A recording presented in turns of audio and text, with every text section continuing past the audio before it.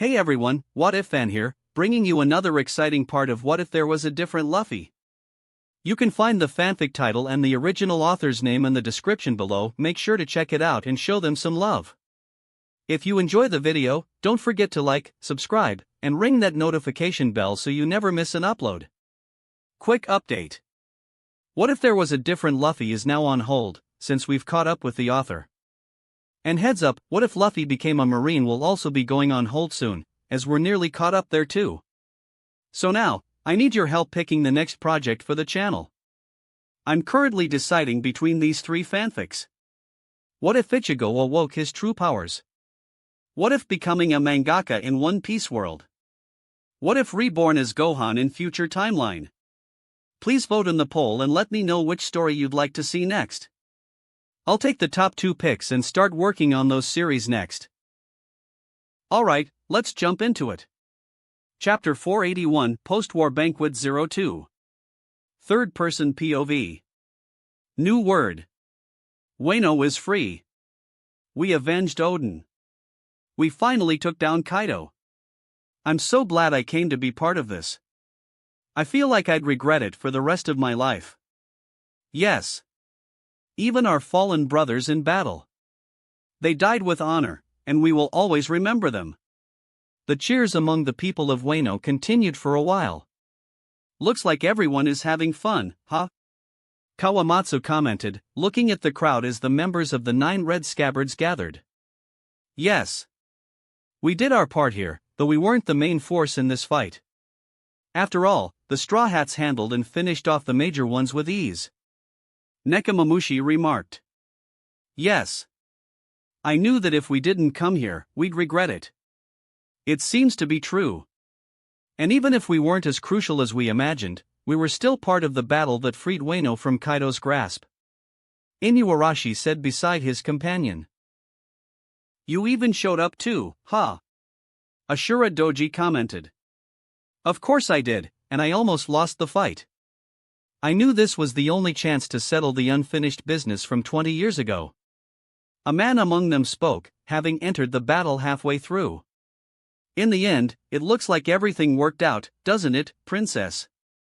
Denjiro commented, looking at Hiyori among them, wearing a samurai helmet and a cloak to keep herself hidden. Yes. When my brother arrives, everything will be as it should be. She said, gazing at the hole in the ceiling, where the sunlight shone through and the sounds of music echoed. Looks like everyone is heading there.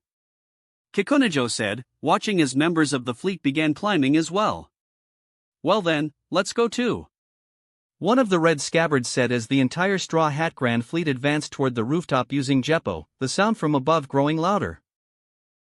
Quickly, they arrived, and as they ascended, their sight was filled with thousands of people celebrating, holding a massive banquet, eating and drinking. Food and drinks were being distributed freely, as the fleet took over the entire place, and yet, the stock seemed endless. However, Luffy had already pulled nearly everything he had from his pockets to supply his entire fleet for a while. Hey, man! Use those stocks I gave you back in Dressrosa. Luffy shouted at the man with the storage nomi, who nodded as he started freeing up space, releasing even more food and drink all over the place. The new Red Scabbard stood there, lost, watching all those pirates engaged in a massive feast.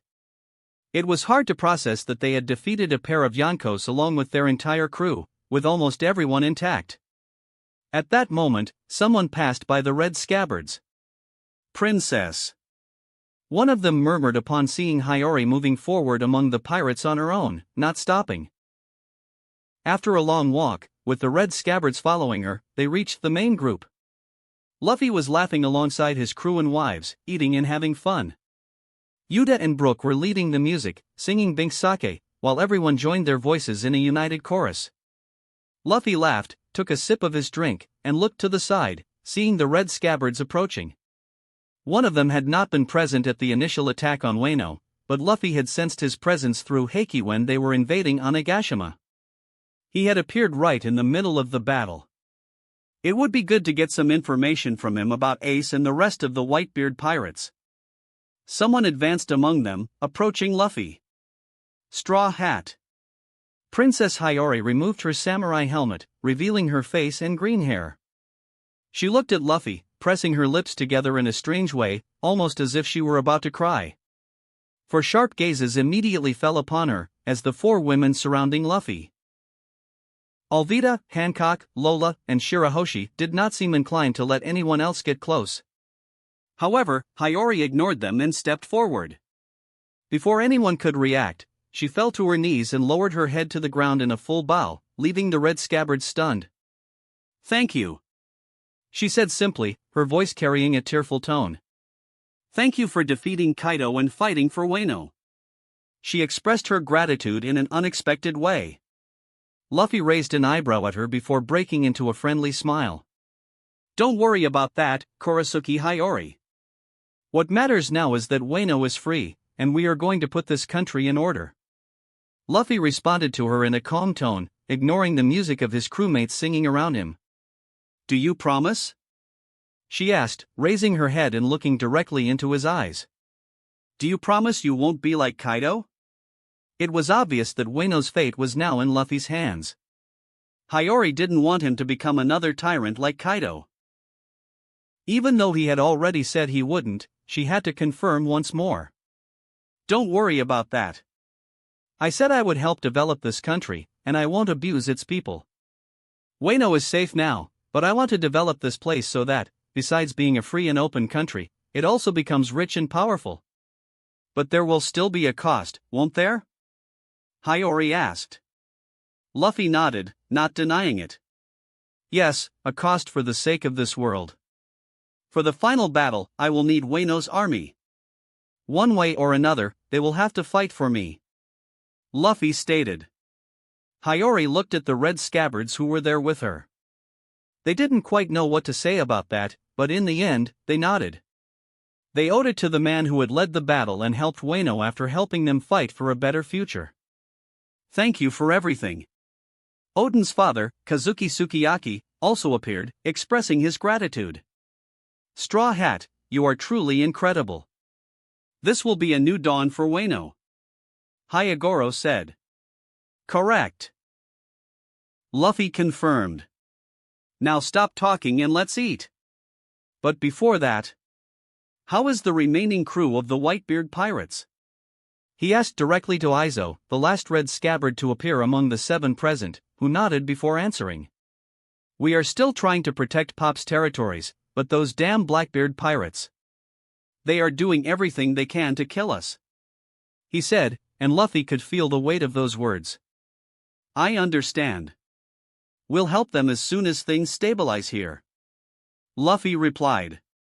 "Please, I would rather Pop's territories be under your flag than any other. Save my comrades.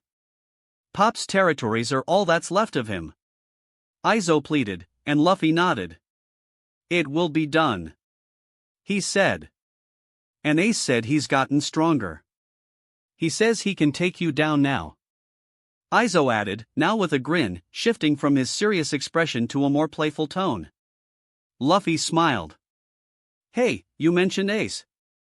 How is he?" At that moment, Lucy appeared with a huge piece of meat, approaching Izo to ask about her brother. "Well, now let's go.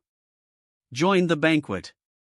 It will only be for a moment, but don't eat too much and don't get too drunk," Luffy declared at the end, as everyone returned to eating, drinking, and celebrating. The party continued, but at the same time, after some time had passed since the tsunami and the explosions of water caused by Luffy's battle, the government ships finally began to re-establish themselves. "How many did we lose? How many?" The screams echoed through the Den Den Mushi. "We lost more than 200 ships, but all of our main war forces are landing on the remaining ships. However, there are still men in the sea. What should we do, sir?" A government agent reported, awaiting orders. Before he could answer, another Den Den Musha beside him took the floor. "There is no time for that. Leave them. The objective is to defeat the Straw Hats. After the fight, they must be exhausted. We cannot let them recover. Advance immediately. This is an order." Saturn's voice echoed through the communicators, now back in control of the situation. "I see then," one of the agents listening murmured. The eyes of the pacifistas quickly began to flicker at that moment, glowing as if they were being activated. Prepare for battle. We are heading to Wano. The commander ordered, while government agents ran back and forth, preparing for war. Meanwhile, Saturn, in his room, picked up a different Den Mushi. Activate the execution order. Eliminate all the Straw Hats and their allies. Saturn commanded, and immediately, all the pacifistas had a slight change in their eyes, a sinister light glowing within them. Alongside them, the seraphims opened their eyes, and the androids also began to move. You are in command of the operation, he said, as a figure began to walk forward calmly, followed by others in the middle of the ship. They all wore helmets similar to those of astronauts, and the government agents lowered their heads in respect and fear. After all, they were the Holy Knights, one of the most powerful forces of the government, and they were ready to lead this overwhelming power, filled with admirals, seraphims, and pacifistas. You could say that this mission will be completed soon. After all, we have everything we need to destroy them. Even though they just fought against 2 Yonkos, we will show these inferior beings what happens when they dare to believe they are better than the gods of this world. His red hair swayed in the cold night wind as he looked toward Wano, where a small glow from the banquet of the Straw Hats was still visible. Luffy suddenly felt something. His gaze narrowed, as did those of all the powerful users of observation haki. Something was coming. Finally. Well, looks like it's begun. Zoro murmured as he began to stand up. TSK, it was about time. Enel muttered. The fun is over. Everyone, listen up. The government is coming. Luffy raised his voice, grabbing the attention of the entire fleet. I want everyone prepared for the next battle. Take your positions on the ships, because this fight will happen at sea. The fleet listened to his words attentively. Quickly, people began to rise from the banquet, their gazes filled with determination. Yes, Captain. Let's go, everyone. One of the fleet captains shouted. Immediately, they started moving, jumping into the air using Jeppo and advancing toward the ships. Not just them, but many others followed the movement. The entrance to Onigashima was now filled with pirates, and the fleet ships surged forward toward the next challenge they would face. Chapter 482, The Attack Against the Government begins 01. Third-person POV. New word. Luffy pressed his hat as he took his first steps away from the group while everyone quickly began to move as well, rising from their places. His crew swiftly started walking toward the ship, while the fleet was preparing on the ships left in the port of Onigashima. The people of Wano could only watch as they departed. Hey, where are you going? The red scabbard shouted. Can't you see, this is our second war? Not against Yonkos, but against the world government, lurking in the shadows, waiting to try and destroy us. But I was already expecting something like this. Now, let's see what they're sending to stop us, Luffy replied with an amused tone as he continued approaching the Black Pearl, walking calmly alongside his crew. Wait, are we fighting again? One of Wano's men couldn't help but shout, while everyone was still celebrating on the floors below them. No. This fight isn't yours. Just stay silent and watch, Luffy spoke calmly as all of his over 30 crew members, for the most part, looked on with excited smiles, following their captain. They're still going to fight. Hiyori murmured as she watched them leave. We dealt with the enemy forces inside Wano, now we'll handle the ones outside. With that, Luffy leaped onto the ship, followed by all his crew members jumping after him. Beepo, take us out of here, Luffy requested, and Beepo used his powers to levitate the ship, sending it soaring off the rooftop. The red scabbards, along with the Wano army members on the rooftop, stood there, frozen.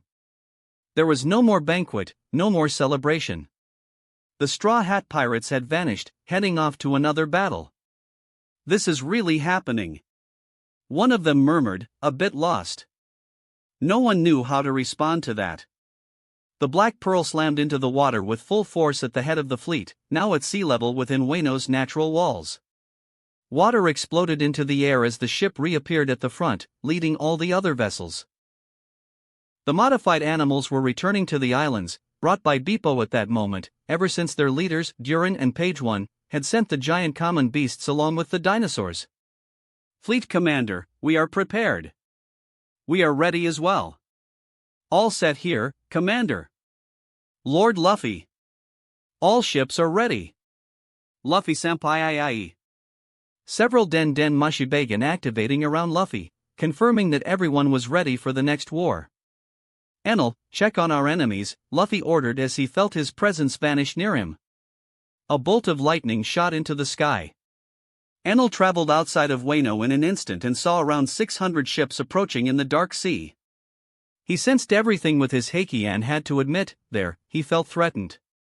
Suddenly, something came toward him. He dodged quickly before a sword slash tore through the sky.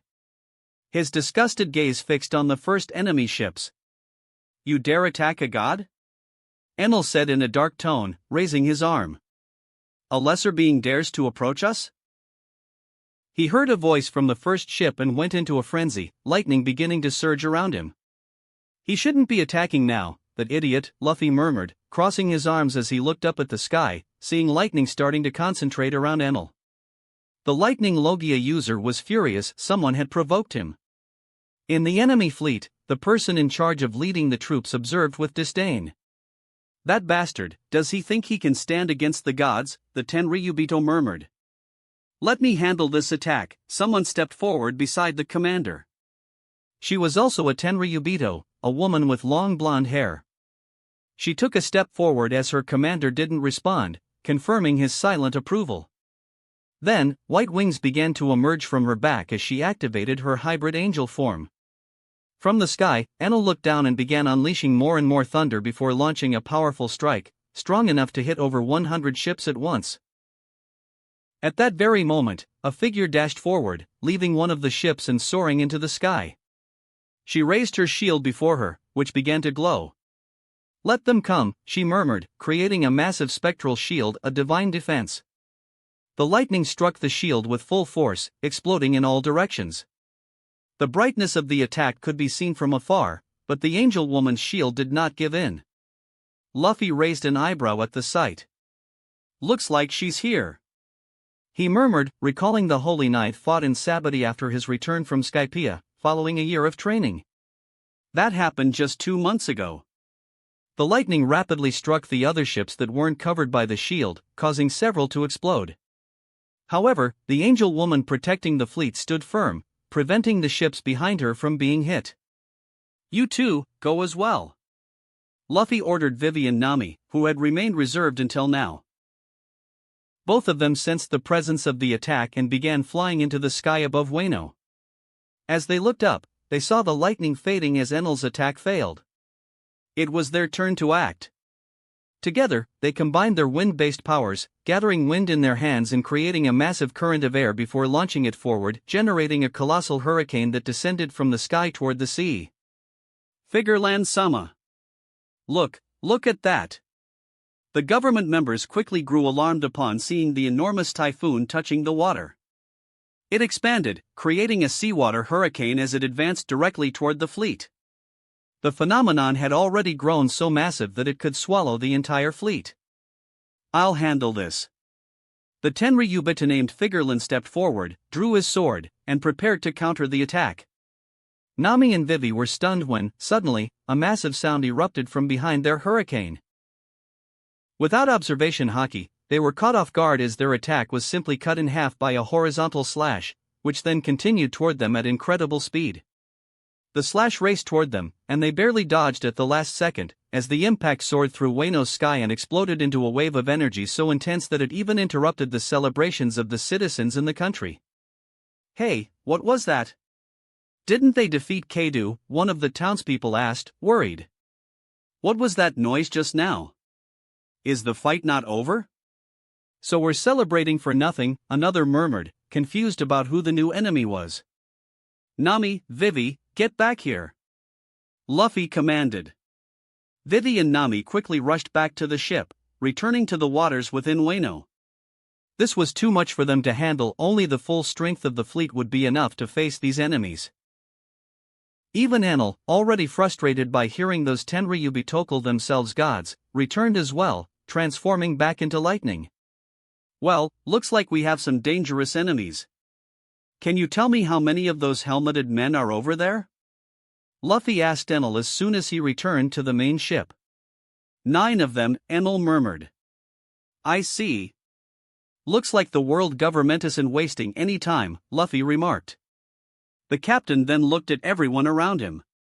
Well, seems like this will be even more dangerous than fighting 2 Yonkos and their crews. I hope all of you are ready.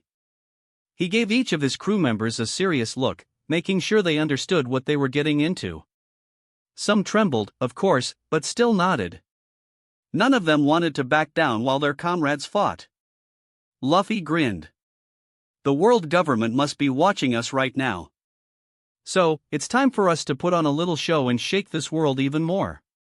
After all, after today, we will be the greatest force on the seas. Everyone felt the weight of his words. Luffy picked up a Den Den Mushi and made a call on a secure line. So, you said this will destroy all transmissions that the pacifistas can send directly to Mary Geos? Luffy asked, looking at a metallic object in his hands. Yes. They won't be able to collect their data if you activate this type of anti-transmitter. The voice from the Den Den Mushi came from an old man with his tongue sticking out and an enormous head, confirming the information. I see. Thank you, Dr. Vegapunk. You've given me some very valuable information, Luffy said clearly. He hadn't known that the world government was gathering data on his abilities and strength. That was extremely dangerous because they could use it against him. Luffy didn't like the idea of the world government studying his techniques. He had no way of predicting what they could create with that information. If they had already developed the Seraphim, who was to say they couldn't create clones of him or cyborgs with his abilities? Vegapunk had already mentioned that the government had collected some data on him during battles at the start of the New World. You also gave me some highly privileged information, Monkey D. Luffy. So, it's only fair that I cooperate as well. After all, haven't we become allies in the past month? Vegapunk said. Luffy nodded. He had managed to get in contact with Vegapunk to discuss several important matters. Their conversation had revealed crucial details about what he would face on Egghead Island and how the government planned to eliminate him. A real alliance was beginning to take shape between them. All right. We'll see each other soon, Vegapunk. Prepare everything I asked of you, Luffy said. Yes. I'm looking forward to meeting you in person. The Den Den Mushi clicked off. Luffy certainly had a lot to talk about with Vegapunk. He had made a promise to deal with Bartholomew Kuma, as he had vowed to Bonnie that he would try to save him. He also hoped to finally uncover more of the world's secrets. Besides that, he had a certain technique he had discovered in East Blue, one that no one else could use. Even he hadn't fully learned it, only managing to extract a few things. He had barely scratched the surface, but maybe Vegapunk was the key to fully unlocking and training it for the final battle. Luffy remained silent for a moment, looking at his crew. They waited attentively. Then, he raised his voice and announced firmly. Attention, all fleet. Prepare for battle. We're advancing right now. With the order given, the ships began to move.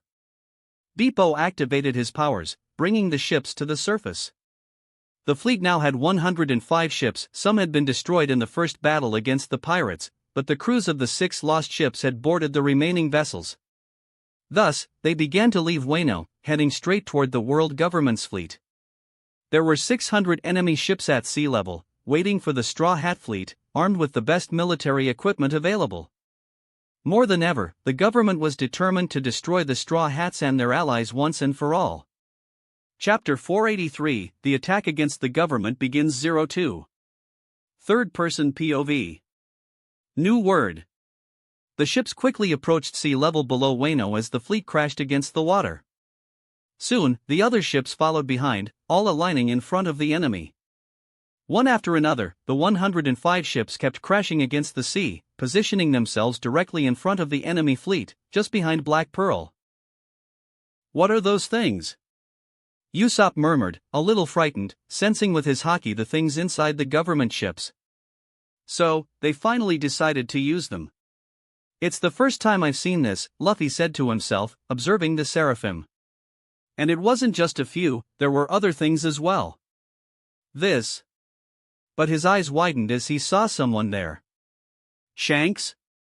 Lucy exclaimed, stepping closer to Luffy at the front upon noticing the red-haired man. However, something was wrong. He wasn't wearing the pirate attire that Luffy remembered, but rather the uniform of a holy knight.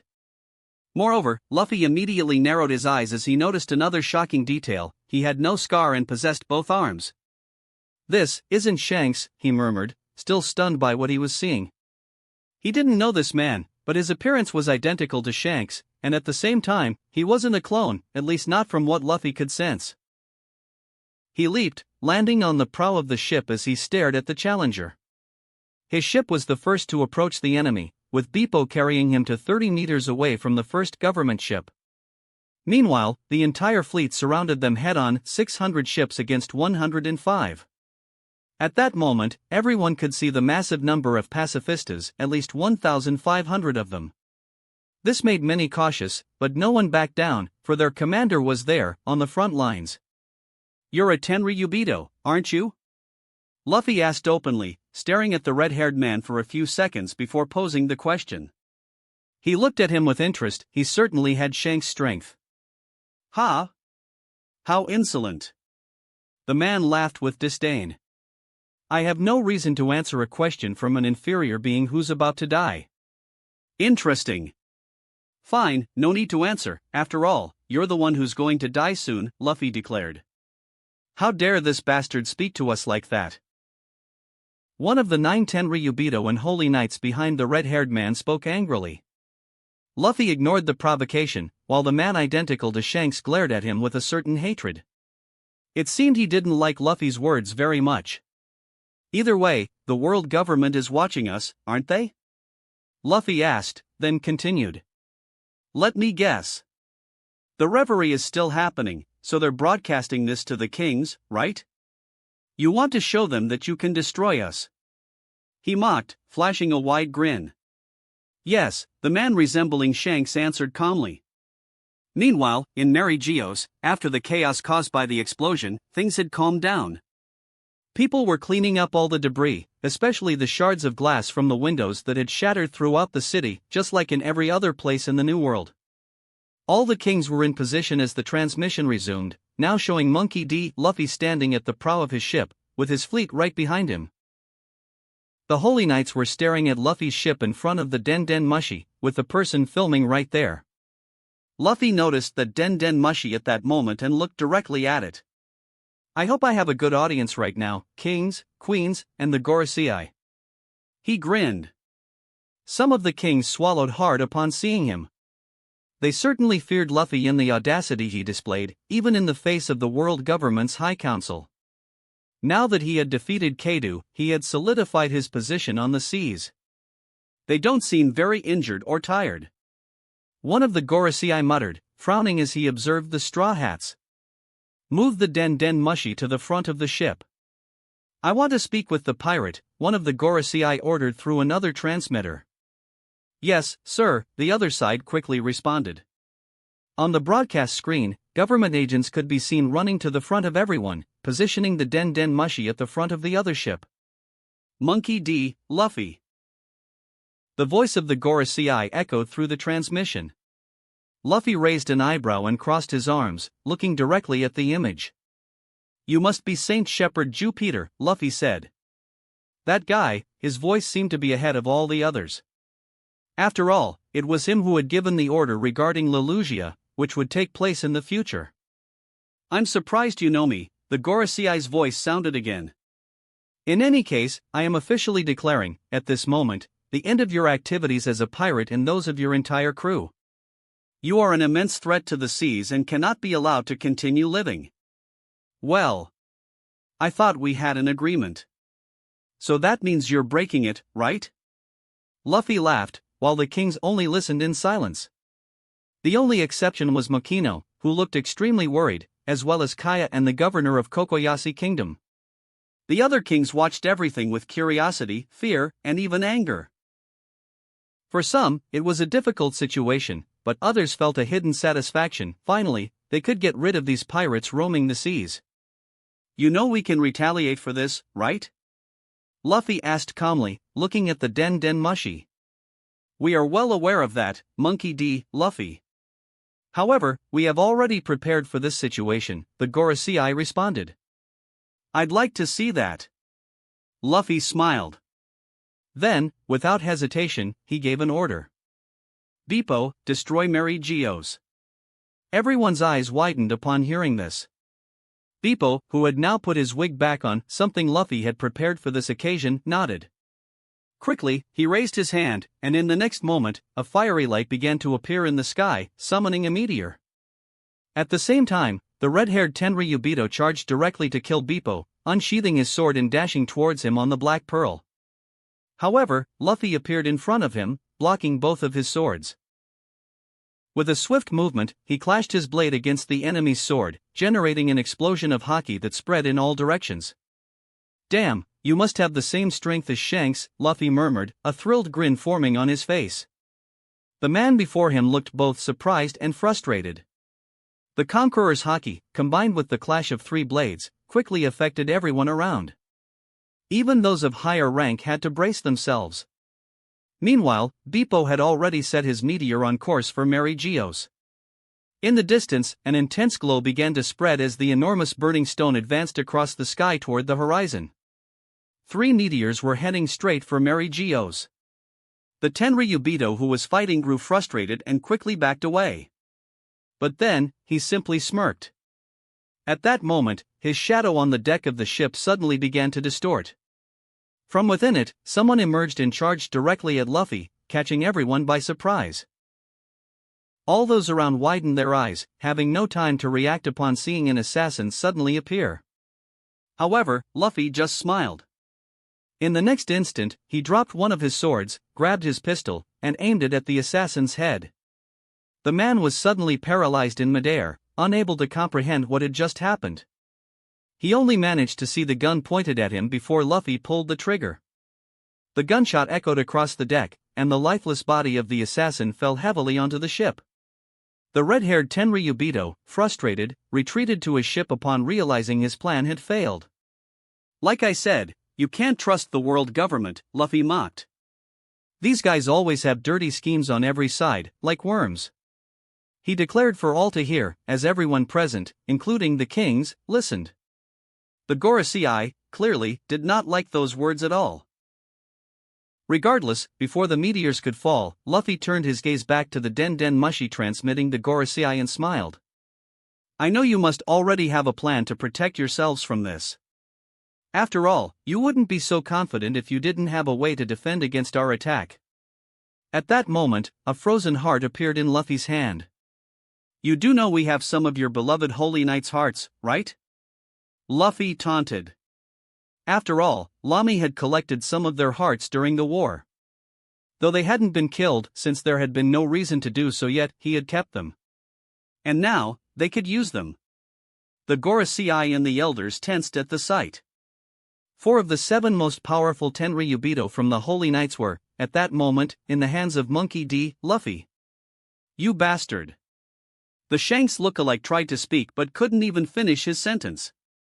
In the next moment, Luffy simply burned the heart with amethyst flames, completely paralyzing its owner. A Tenryubito within the group let out a scream that echoed through the air. He collapsed to the ground, writhing in agony, until his body finally perished, his heart consumed by the flames. Silence took over. Even the kings and queens swallowed hard, while the Gorosei maintained a dark and cold expression. They had known this was a possibility, but seeing it happen firsthand was something else entirely. Once again, Luffy was showing the world that he could kill the so-called gods of this world with terrifying ease. In the sky, the meteors drew ever closer to Mary Geo's, illuminating the horizon. The only thing the Gorosei felt now was hatred toward Luffy. Meanwhile, Luffy picked up another heart. Well, let's get rid of them all at once, he said calmly. You bastard. The Tenryubito, the plasma user who had appeared in Marineford, saw his heart in Luffy's hands and realized he was about to die just like his comrade. Immediately, he radiated with intense energy, charging at full speed toward Luffy. Lami! Luffy spoke the name with simple ease, even as the plasma user dashed toward him. The attack came in a devastating kick, similar to Kizaru's, but much more aggressive, without the Admiral's characteristic phrase. At the moment Luffy was about to be struck by the hockey-imbued plasma kick, he vanished. In the place where he had stood, only the heart remained. The Tenryubito didn't even have time to react before seeing his own attack crush his heart, destroying it completely. He stared at it, stunned, before simply feeling his own body fade away. In the next moment, everyone watched as the Holy Knight fell to his knees before collapsing, dead. Look, we have another Holy Knight down. And one who, ironically, committed suicide, Luffy said calmly as he walked back to the prow, glancing at the body on the ground. Lami had swapped his position at the last moment, leaving only the heart behind. Even the Tenryubito, who had once been arrogant, were now in shock. Now, two of their comrades, two of the most powerful, had fallen. The original group of 9 had been reduced to 7, and of the 7 strongest, 4 had come here, with 2 already dead. The scene was eerily reminiscent of Marineford, making all the kings swallow hard.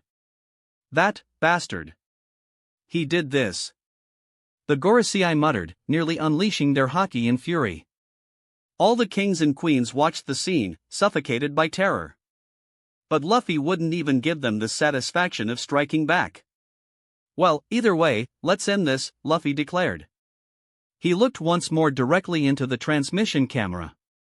Unfortunately for you, people of Mary Geos, you won't be able to see any more of the fight. We'll leave the surprise for the end, when the transmission returns. The Gorosei narrowed their eyes, wondering what he meant by that. Do it, Luffy ordered. At that moment, Enel, positioned at the highest point of the Black Pearl, held a strange machine.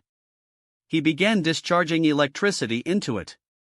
In the next instant, a surge of energy spread in all directions, quickly striking every Den mushi, knocking them out instantly.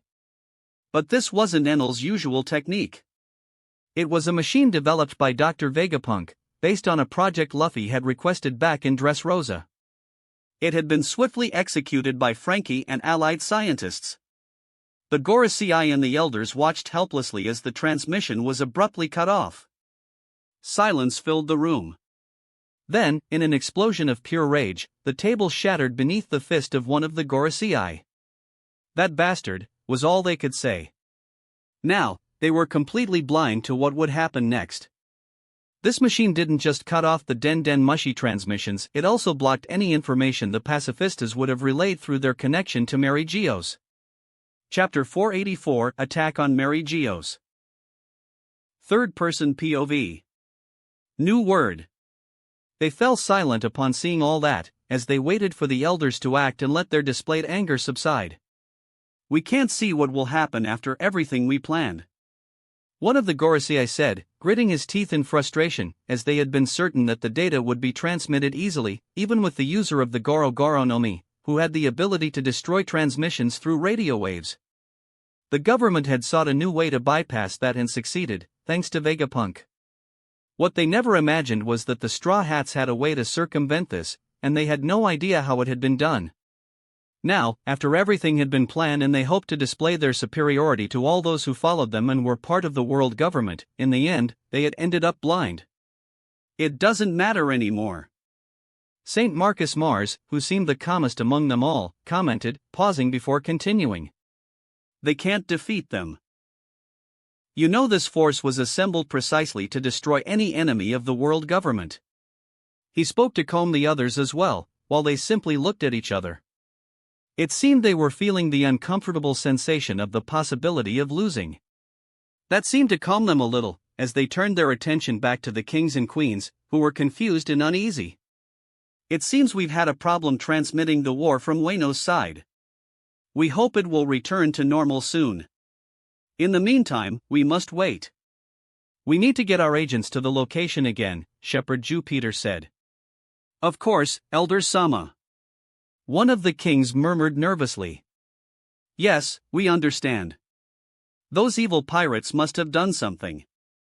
Some kings murmured with a bit of fear after seeing the anger of those 4, while others remained silent with a cautious and worried look. Shepherd Jupiter said nothing about those comments and addressed everyone, trying to maintain order. While we have no images of what is happening in Wano, let's view the second part of our fleet, which has now arrived in Dressrosa, he said, as another screen began to appear. This is the battle against the countries that betrayed the world government and the territories of those pirates, while we move part of our forces to dominate the Straw Hats, one of them said, and the image still seemed to be trying to stabilize until, suddenly, it shut off without showing anything else. We will use another part to defeat their allies. HM? He noticed now that the image had turned off. What is this? Where's the image? They asked immediately, frowning. Sir, we've lost connection with the other part of the fleet as well. A government official entered the room, saying those words, making the Gorosei even more stunned as they furrowed their brows. What is this now? We can't see either side of the war, they asked in frustration. It seems the enemy was well prepared. The plan is turning against us now. Even so, it's hard to believe that the Straw Hats found out about this. After all, it was that man who created this new transmission. One of them murmured, frustrated. Leave that aside, let's deal with our immediate problems, another said as the sky began to glow. All the kings were forced to turn their faces upon seeing the glow coming from the broken windows, shattered by Luffy's impact. Immediately, the sky turned red before everyone, and this threw them into a panic as they saw what was forming in the sky. That's a meteor coming this way, a king murmured in disbelief. They're really sending a meteor to Mary Geos. This is beyond madness, another stammered. Shh, a queen screamed in despair as she covered her face with her hand, not knowing how they could get out of there. Quick! We have to get out of here, another king exclaimed. Yes, I don't want to die either, another responded. Those pirates. They intend to kill all the kings, even those from their own countries, others murmured, looking at Makino and the kings from East Blue. Don't worry about that, one of the Gorosei finally spoke with a calm tone, already expecting this. After all, we are prepared.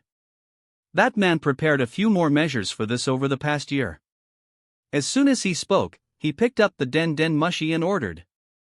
Activate the city's defense system.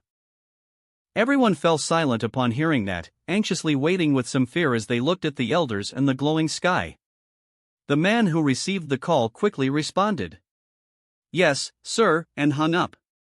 Quickly, activate the shield, the agent ordered at an operations base within the city. They were in front of computers, starting to activate the system Vegapunk had created precisely to protect them from the Straw Hats attacks over the past year. A huge light emerged from the city's center, beginning to rise high into the sky, surprising everyone, and covering the entire area, creating a protective barrier around Mary Geos. It seems we might not even be necessary. One of the holy knights murmured. Yes. Another replied. They were on the rooftops, watching with interest as the entire place activated the protection they were already aware of. Still, they remained there to defend the sacred land in case the barrier failed. Whether it was the Tenryubito and their slaves, the men from the kingdoms who were there as guards and servants of the kings and queens, the marines, the government agents, or even those who were hidden in Mary Geos, everyone watched as the barrier closed. An ethereal glow enveloped the entire city, protecting it, possibly even beneath the ground. Meanwhile, the meteors continued approaching closer and closer. So, this is how the world government is protecting itself from Luffy, Sabo murmured beside his hidden companions. Garp and Kobe looked on in surprise, watching the city being sealed as the meteors drew nearer and nearer. What a beautiful glow! Come on, this brightened my mood after the windows of my house were destroyed. I want to see it up close, a Tenryubito said, not realizing the gravity of the situation, causing his slave, who carried him like a horse, to listen and obey his orders while admiring the beauty of the sky, unaware that they were meteors. The Gorosei watched everything in silence, hoping the barrier would be capable of protecting them. They could see the future with their haki, but even so, they wanted to test it, to know if it would truly withstand the power of the Fuwa Nomi, which was sending those meteors. If it failed, they would act quickly against them before chaos took over the city. The meteors kept falling, advancing toward the city. Every moment, they drew closer. That's getting closer. The Tenryubito finally realized it was not just a glow in the sky as he tried to save his life. Many others seemed to have the same realization and were acting similarly. Until, at last, they collided with the barrier. Boom! The brightness was so intense that no one could look directly at it. Immediately, an explosion followed the collision between the meteors and the barrier, which trembled violently. The city felt the impact, causing everyone there to be startled, as all emergency protocols were activated. Hey! If that gets through the barrier, we're all going to die. One of the kings exclaimed, rising from his chair in terror, while others shared the same fear. The Gorosei, on the other hand, remained calm, observing everything with interest. The explosion continued for a while, but soon everything seemed to be calming down. All the residences in Mary Geo's shook, and then, a second meteor collided with the shield, followed shortly by a third. Once again, everything seemed to crumble even more. People were frightened and screaming. Even the Tenryubito throughout the city, who had initially watched with a certain amusement, after seeing the destruction caused, immediately became afraid and began to scream, shouting for someone to stop it or running to their bunkers, built after the first attack when Beppo launched the meteors. The explosion continued for some time until the final impact shook the shield like a wave, rippling in all directions. But in the end, it remained intact, even after several meteors, and the city emerged protected. It seems the shield was a success, one of the Gorosei said, looking satisfied as everyone watched. I'm sure Ansama will be pleased with this, another replied in a low tone so that no one but them could hear. Things finally began to calm down. The flames over Mary Geo's quickly started to extinguish. The kings, who had been terrified moments before, began to smile with excitement upon realizing they were safe. We are safe. I knew the world government would have a defense like this, one of them exclaimed, relieved. So it was Straw Hat who sent those meteors? Almost 2 years ago, a queen murmured, thoughtful. She remembered reading in a newspaper about meteors falling from the sky, with no one knowing exactly what had happened. After all, the world government never said it was the Straw Hats who had launched that attack, as it would have shocked the world. But we are safe after all, thanks to the world government, another began to speak, and upon hearing that, several other kings smiled and shouted in celebration. The Gorosei, on the other hand, remained silent, merely observing the shield's outcome with interest, ignoring the celebrations of the kings and queens from all seas. Vice Admiral Garp, Kobe murmured cautiously in the middle of the city. It was Luffy who sent those meteors. But he clearly knew we would be protected. After all, he wouldn't have sent something like that here without being sure, with Makino and the others present. He wanted to prove something, Garp replied with a serious look. Meanwhile, Dayton was clinging to Garp's feet at that moment, her face in tears after having run to him upon seeing the meteors, begging for help so they would destroy those things before everyone died. Now she cried with joy, but she heard Garp talk about Luffy putting her in the worst situation of her life. After all, who was she compared to meteors? You're saying it was Luffy who sent that? Is he out of his mind? Does he want to kill us? Dayton exclaimed furiously, clearly angry and ready to kill Luffy. Vice Commander, a revolutionary whispered to Sabo, the vice leader of the Revolutionary Army, who was also observing everything with interest during this operation in Mary Geo's. It looks like things have calmed down, but we should start moving. Don't you think? Sabo said, revealing a subtle smile.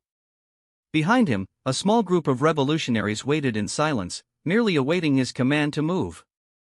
Let's take advantage of the distraction and invade the castle, a man dressed in dark feathers, like a crow, murmured, keeping close to Sabo. Yes, let's begin, Sabo confirmed firmly. Thus, they began to move silently, advancing through Mary Geo's, while everyone was still trying to recover from the impact of the meteors. The Tenryubito, for their part, cursed and raged all around, taking their anger out on their slaves after everything that had happened. Chapter 485, The World Government's Speech.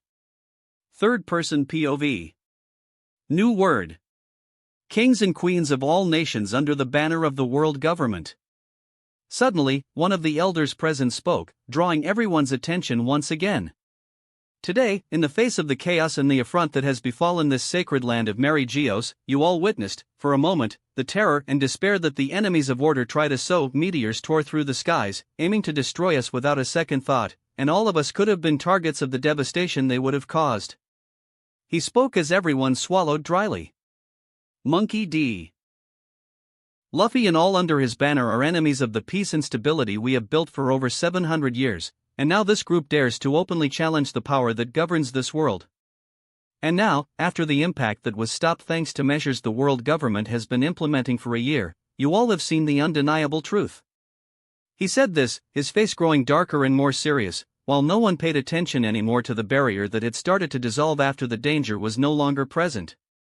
There is someone in this world who dares to defy the forces of the world government, and that is an affront to all of you here. There was once a pirate like this, so long ago that we erased him from history. Now another one appears, and he is even more dangerous than the last, Rox D. Zebek.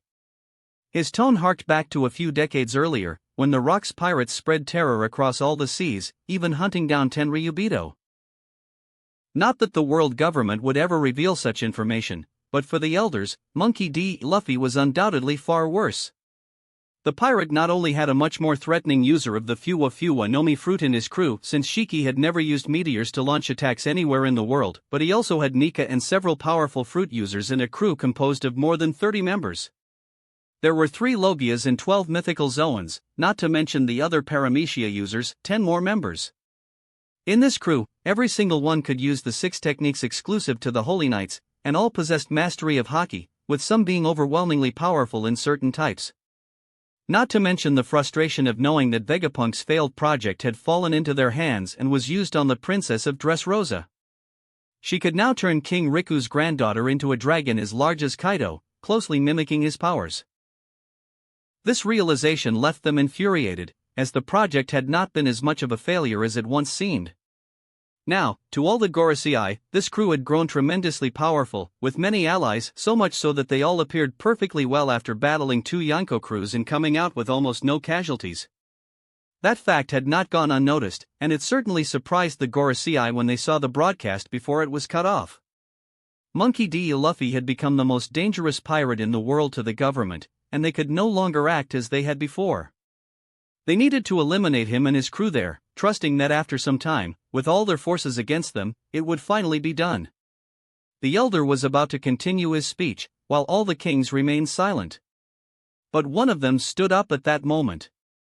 There are kings and queens from their homelands here. We could use them as hostages too. King Seiki of Lelusia exclaimed, pointing at Makino, Kaya, and the others. There is no need for that. The Gorosei said, interrupting him, as King Seiki sat back down in silence. For the force we are sending will be enough to destroy any group that has ever risen in this world. Saint Shepherd Jupiter spoke again. Meanwhile, in the New World, Luffy looked at his enemies with a smile. No one, except those present there, could see what was about to happen next. Launch the attack, destroy all the government forces and kill all the Tenryubito. Luffy gave the order, holding Ace and Enma, before entering his hybrid form and charging towards the enemy. Everyone has witnessed that the world government possesses the power to counter the forces of evil and disorder. We will not allow this to continue. You witnessed our barrier against the enemy attack, but you will truly see our power when the transmission resumes. No force, no pirate, no revolutionary will be capable of shaking the foundations we have built for centuries. Saint Shepherd Jupiter resumed his speech in Mary Geos, unaware of what was happening in the waters of Wano. Near Wano, explosions began to erupt while the darkness of the night was still illuminated by the battles, with purple flames soaring into the sky. The clash of conquerors' Haki began to shake the entire area. Men screamed, cannons fired at one another, while ships rammed into each other like ancient naval battles. Colossal beings began to emerge, and enormous roars echoed across the area loud enough for Blackbeard and the people of Wano to hear from a distance, accompanied by a spectacle of lights. In Mary Geos.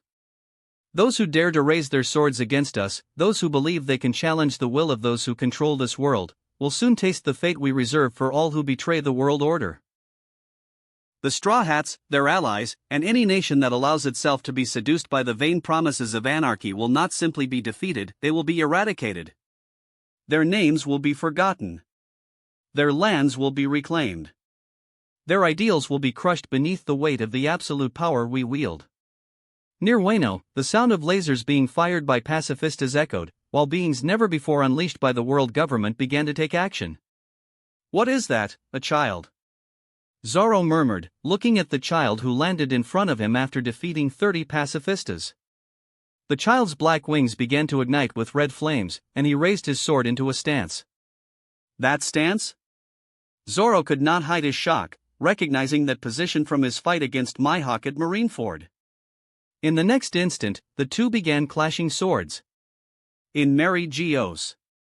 I know you all felt fear when you saw the meteors in the sky. We know how you must fear the Straw Hats when they can simply destroy any of your kingdoms with that power.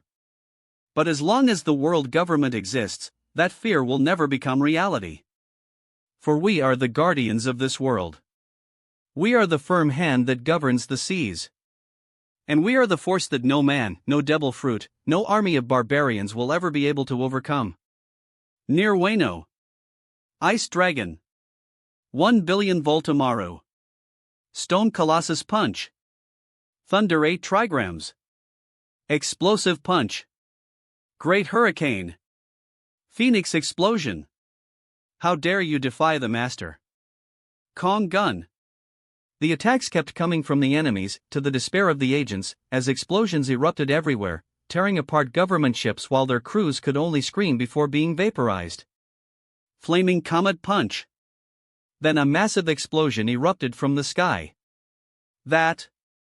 Luffy's opponent could only look on in shock as the flames rushed toward him. Boom. In Mary Geos. The Straw Hat Pirates, those you have heard whispers of in newspapers and rumors, are nothing but a spark that has drawn attention in recent years and spread terror because we underestimated them from the beginning and allowed them to grow. But we are the storm that extinguishes all flames. The force we have mobilized to crush this threat is the greatest ever assembled. Our holy knights, our agents, and our soldiers are ready. They advance now to crush every rebellion, every traitor, and to wipe the remnants of this insurrection from the maps. Near Wano. That, G-Giants. An agent pointed to the dark sky as the lightning began to illuminate and reveal the enormous creatures emerging there, making them feel tiny. The CP0 agents among them quickly advanced into the sky to stop all the creatures appearing. We're losing on this side. A man tried to shout for reinforcements as the fleet, led by several Straw Hat captains, began to surround the government forces from both flanks. In Mary Geos. This does not concern only the Straw Hats, for those who have dared to challenge us will see their nations burn. Those who harbored pirates will see their cities sink into oblivion. The justice of the world government will be inexorable. There will be no mercy now. No pirate will see the light of tomorrow. And no enemy of order will have a grave to be remembered. Near Wano. The dragon flew across the sky alongside the phoenix, beginning to unleash beams of light and flames, devastating all the ships, reducing them to vapor. This can't go on like this. A world government commander growled as he raised his sword. His uniform was burned from Luffy's last attack, but he continued fighting with all his might, though he appeared slightly scorched. Go, Cerberus! He exclaimed as his weapon began to take shape. That? Luffy was a little surprised at the sight of a Cerberus emerging from his weapon. But before the dark Cerberus could launch itself at Luffy, Chaochu appeared in the air, transforming into his own Cerberus form to protect his master. Both Cerberuses clashed in that moment, while Luffy grinned and the Holy Knight, resembling Shanks, grew frustrated. In Mary Geos. You, kings and queens, who are under our protection, will prosper. Your riches will grow. Your dynasties will endure for centuries. For that is the future the world government guarantees to those who bow before the truth of order. Near Wano. This is so fun. Ha ha ha ha ha ha ha. A laughter burst out in the middle of the fight. In Mary Geos. Never forget this day. Never forget what you saw and what you heard. Today, you witnessed the failure of your enemies and the greatness of those who govern this world. Near Wano. How are we losing like this? An agent murmured. In Mary Geos. The supremacy of the world government is absolute. Near Wano. You said you were a god. I see they were just words. Enel's voice mocked his opponent as the man began to kneel with a huge hole in his stomach. You insolent inferior. The Holy Knight could not believe it as he died right there. In Mary Geos. Let every kingdom present here take this message back to their people. The world is ruled by our will. And anyone who dares challenge this truth will be erased from history. Near Wano. Then it emerged, a conqueror's haki more powerful than any other, drawing everyone's attention. The lightning, instead of yellow, turned into pure red, causing everyone to be stunned as their focus shifted toward the one who unleashed it. In Mary Geos. Glory to the world government. Glory to eternal order. Near Wano. The battle raged on as the government forces no longer seemed as confident as before, and the fighting continued for several more hours. As the sun finally began to rise in the east, it signaled that a new dawn was approaching. Chapter 486. It's over, but there is still a new threat. Third-person POV. New word. The sea was still a little rough, while everything finally seemed to calm down after hours of battles. At the end of that night, as wreckage and hulls floated over the waters of the New World, along with pieces of robots, largely burned and torn flags of various symbols, but mainly of the world government, the seabed was taken over by silence. Suddenly, that was what dominated the place that, until a few hours ago, had been the center of chaos. Meanwhile, in the sky, Luffy looked amused at his opponent, who was frustrated, bleeding, and missing an arm, with blood flowing from a hemorrhage. Now you look more like Shanks. He mocked, remembering Shanks when he was saved so long ago. Despite being a sad memory, with Luffy blaming himself at the time. The man in front of him sent a look of hatred so intense that even he himself could not remember ever having looked at anyone like that before. Now, without strength and allies, he found himself cornered. What will you do now? Will you continue this fight and die, or will you flee, trying to save your life like the kick dog that you are, self-proclaimed god? Luffy provoked, while all those still standing after this war watched in silence. The man gritted his teeth so hard that his own lips bled. Then, in the next moment, he turned and began to shoot away from there, someone who seemed to have accepted defeat and advanced to flee, trying to preserve his life. Luffy watched that, amused, and began to emanate flames from the two swords he held. In the next instant, flaming slashes began to chase after the last standing Tenryubito, who was trying to escape. He started dodging the attacks in the air, foreseeing the future, and sometimes he turned and struck with his own sword to deflect the attacks while continuing to advance as far away as possible. He looked up and also saw meteors starting to fall in his direction, with Beepo also helping, and Enel began making lightning fall from the sky, trying to hit him from the distant clouds. The Holy Knight there did not have an easy moment as he had to dodge high-speed attacks or even cut one of them, while burning more and more and feeling his body being damaged, but he did not stop. He managed to get away while the sea became agitated again due to the attacks, but without creating large tsunamis, with Beepo sending smaller meteors. He escaped after some time, dodging all attacks, with nothing more able to reach him as he disappeared into the horizon. Luffy just sighed, but he did not seem frustrated for not being able to kill him. After all, he was very tired, like everyone in his crew at that moment, and a pursuit would not be worth the effort. That is why he did not continue, not while he had other matters to deal with as well. His gaze turned to the main crew. They were all alive and well, although many were injured and even some were unconscious. Chopper was lying passed out, like Rebecca, who was being cared for by her father.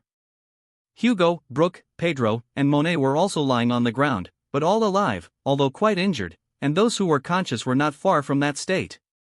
His gaze fell to the fleet, or what was left of it. At least 40 ships, out of the initial 100, had been destroyed, and some captains ended up dead. A large part of the animals also fell, and their bodies were lying in the Dead Sea along with the enemies. Unfortunately, this fight was full of losses.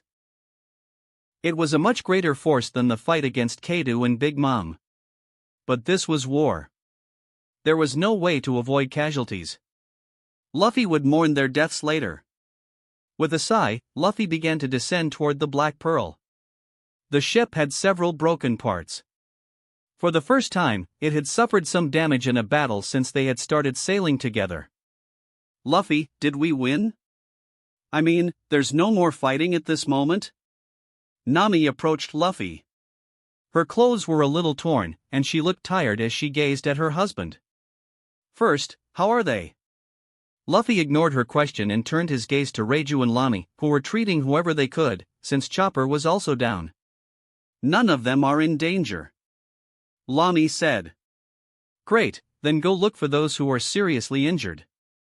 He requested, as he saw people dying on the other ships and the islands they had brought. Reiju and Lami left the ship, while Luffy finally turned his attention back to Nami, who was still waiting for his answer.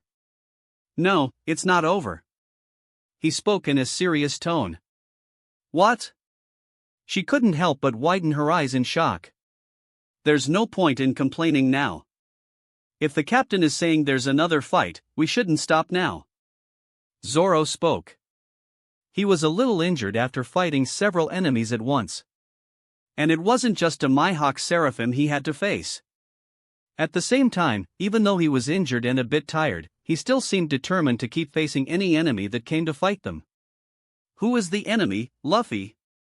The world government and the pirates have been defeated. Vivi also approached, alongside Nojiko, who looked concerned. Luffy left the two blue-haired women and turned to Enel. Blackbeard is at a distance from here, isn't he? He asked.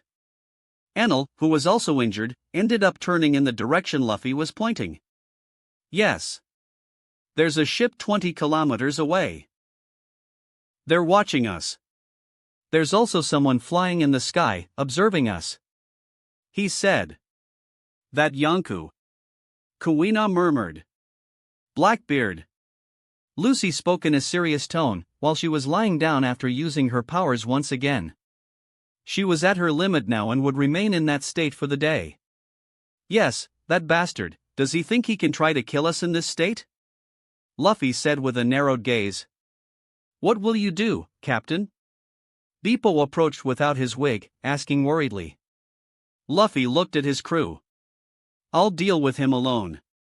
Wait, Luffy. You're tired. Yuta approached, looking stunned at Luffy, who wanted to face another Yonkou after everything. It would be the third one he fought in a single night. It was madness, and his current state didn't seem to guarantee that he could withstand another fight. No. I'll go with you too, brother. Lucy exclaimed, trying to get up, but failing miserably. Wolf. Chaochu also barked. He was injured, his fur covered in blood due to the fight with that Cerberus to relieve some pressure off Luffy. Everyone knew that Luffy had focused on fighting that holy night the entire time, someone as powerful as any Yonkou. And Blackbeard would be the third opponent of that level he would face, and alone once again. His crew, especially his wives, wouldn't let him do that without trying to stop him. I can handle this. Luffy spoke. Don't worry. I'll find a way. Luffy reinforced. Luffy. Alvida approached, showing a concerned expression, along with Robin. No more worrying. This is an order from your captain. I'll be back soon. Or do you think your man will fall so easily? Luffy spoke to his entire crew, as a captain, and as a husband to his wives. Wait. It was at that moment that Hancock landed on the ship, stomping her legs firmly. In the next instant, 20 people behind her assumed the same position without fail, hands on their waists, resembling a choreography. They were 20 mini Hancocks, created by the Seraphim Project, as the world government had multiplied their efforts, spending unimaginable resources to create them. We won't let you put yourself in danger. Hancock declared. Exactly, we won't let you put yourself in danger. And it wasn't just her. All 20 Hancock Seraphims shouted at the same time. We won't let you put yourself in danger. They reinforced, sounding like a chorus. In the midst of the battle, the Seraphims had been revealed. And, despite being surprised by the appearance of not just one, but multiple of them, Luffy quickly executed a plan. While throwing the Tenryubito far away with an attack to buy time, he advanced toward the 20 Hancock Seraphims, hoping they would fall in love with him, just like the real Hancock had feelings for him. And everything worked out. All of them, upon seeing him, started to generate hearts in their eyes and stopped attacking anyone who had been petrified by their cuteness.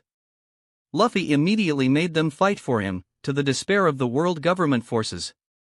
There was a statue of an angel nearby, due to his request for the mini Hancocks to petrify the Holy Knight. When they advanced, they caught the Tenryubito by surprise. No matter how strong she was, against 20 beams from the Maro Nomi, she didn't even stand a chance to escape, also falling, for the cuteness of the children. Sorry. I'll have to go there. I want you all to stay here and, afterward, go back to Wano again, to Onigashima. After all, I'll be back soon.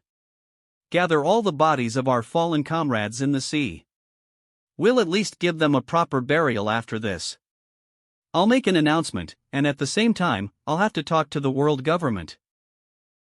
Before anyone could respond to him, Luffy simply created his wings to fly more easily and spend less energy in the sky.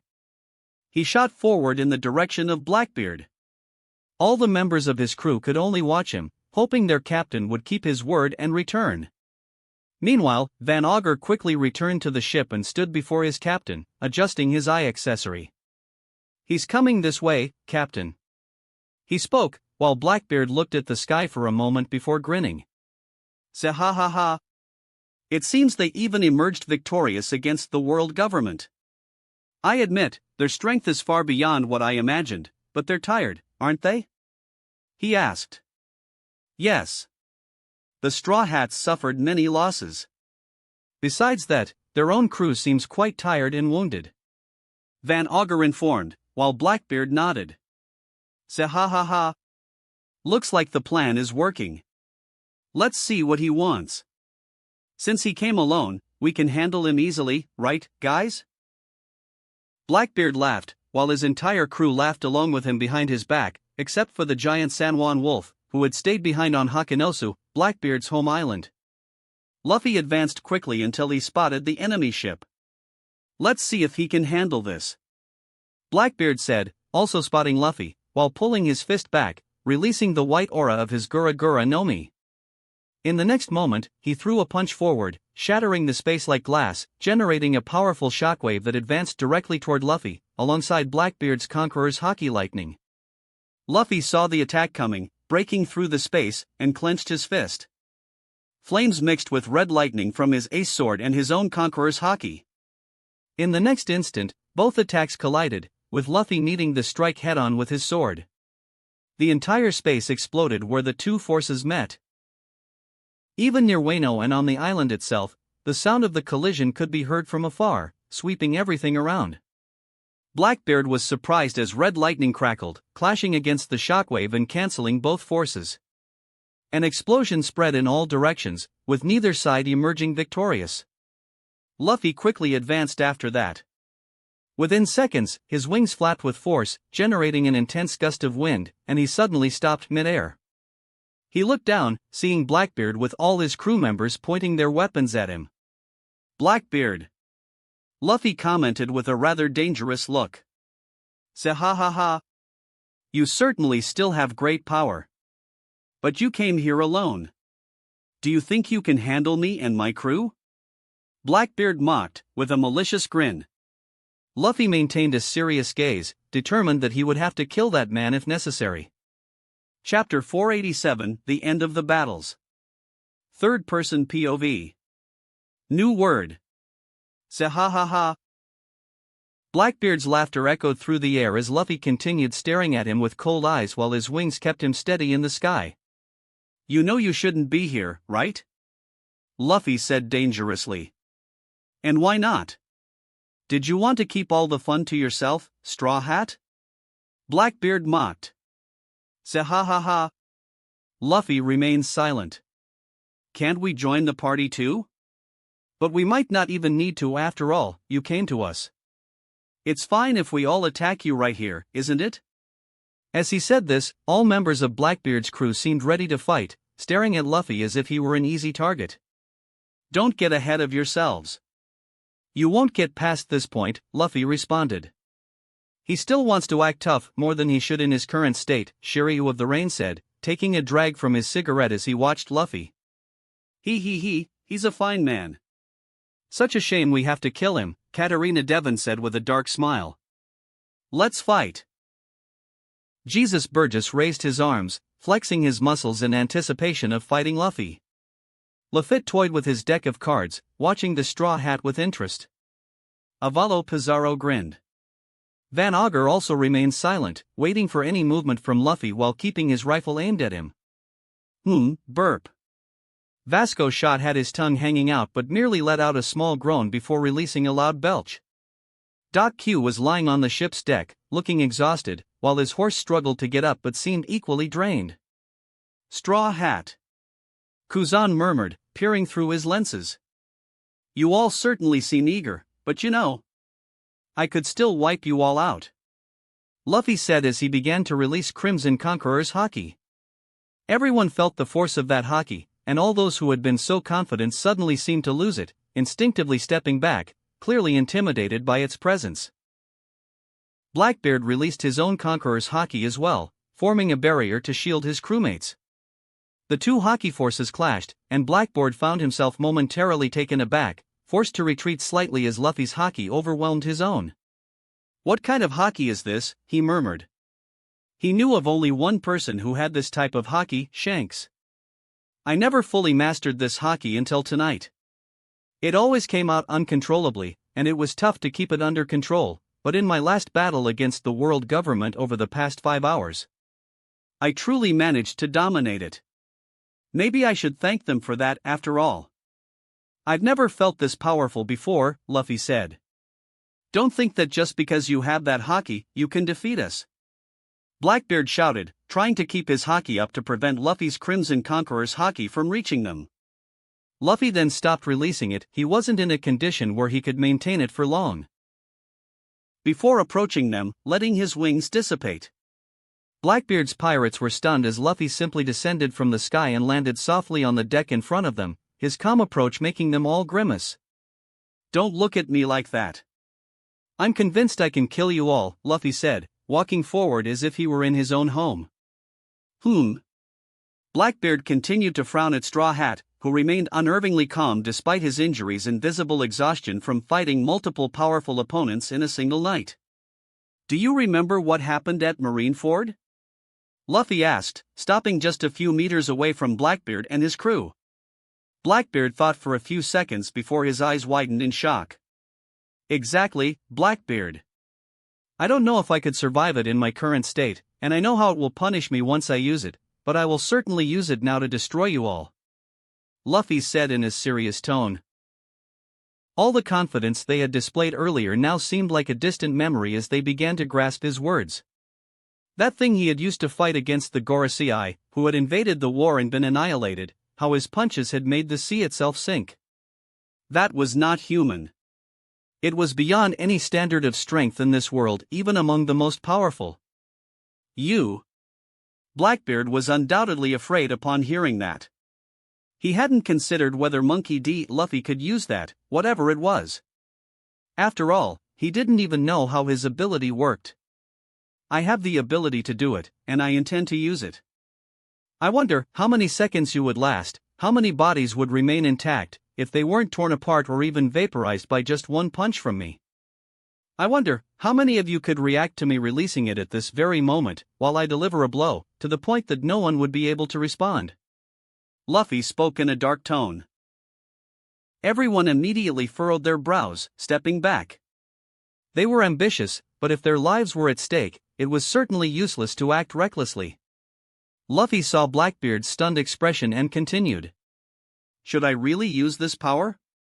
He left the question hanging in the air before turning his gaze solely to Blackbeard. "I wonder if you would survive as well. After all, I could kill you 3 times over," he said. "You know?"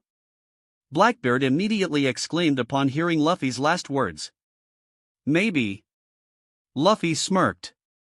"How do you know that?" he shouted while everyone else remained clueless about their captain's terrified reaction. I have my ways. Either way, shall we fight? I'm asking because it won't end well for either of us. I may end up in a very bad situation after this, but I guarantee that none of you will survive. He spoke. Everyone stayed silent, but Luffy's enemies mostly shifted their gazes to their captain, who kept a cautious look on Luffy. He remained quiet for a moment before breaking into a grin, despite everything. Zaya ha ha ha. Looks like he's got us cornered here. I wouldn't want to risk dying here, and surely, neither would my men. Blackboard finally said. Luffy stayed silent while Blackbeard continued laughing. We're turning back, but Straw Hat, don't think this is over. One day, we will have to fight for real, and by then, I won't have to fear your power anymore. I'll come at you with everything I have, and you know that very well. Blackboard said. When that time comes, I won't even need to resort to this, Blackbeard, Luffy mocked. Zaya haha. We'll see. Blackbeard said as Luffy took one last look at them before leaping into the air, releasing his black wings once more, gaining altitude. He turned back one last time, his crimson eyes locked onto Blackbeard, silently telling him that one day he would die by his hands. Then, with a powerful flap of his wings, Luffy shot off, heading back toward Wano beyond the horizon. So in the end, we came all this way just to be intimidated. Shiryu murmured with disdain. It's better than dying. You certainly wouldn't have survived that thing we saw in Marineford, Katarina murmured. All the other crew members remained silent, realizing that, in the end, they had abandoned everything else just to come here only to turn back. Captain. Van Augur spoke, seeing Blackbeard in silence. Set course for our base.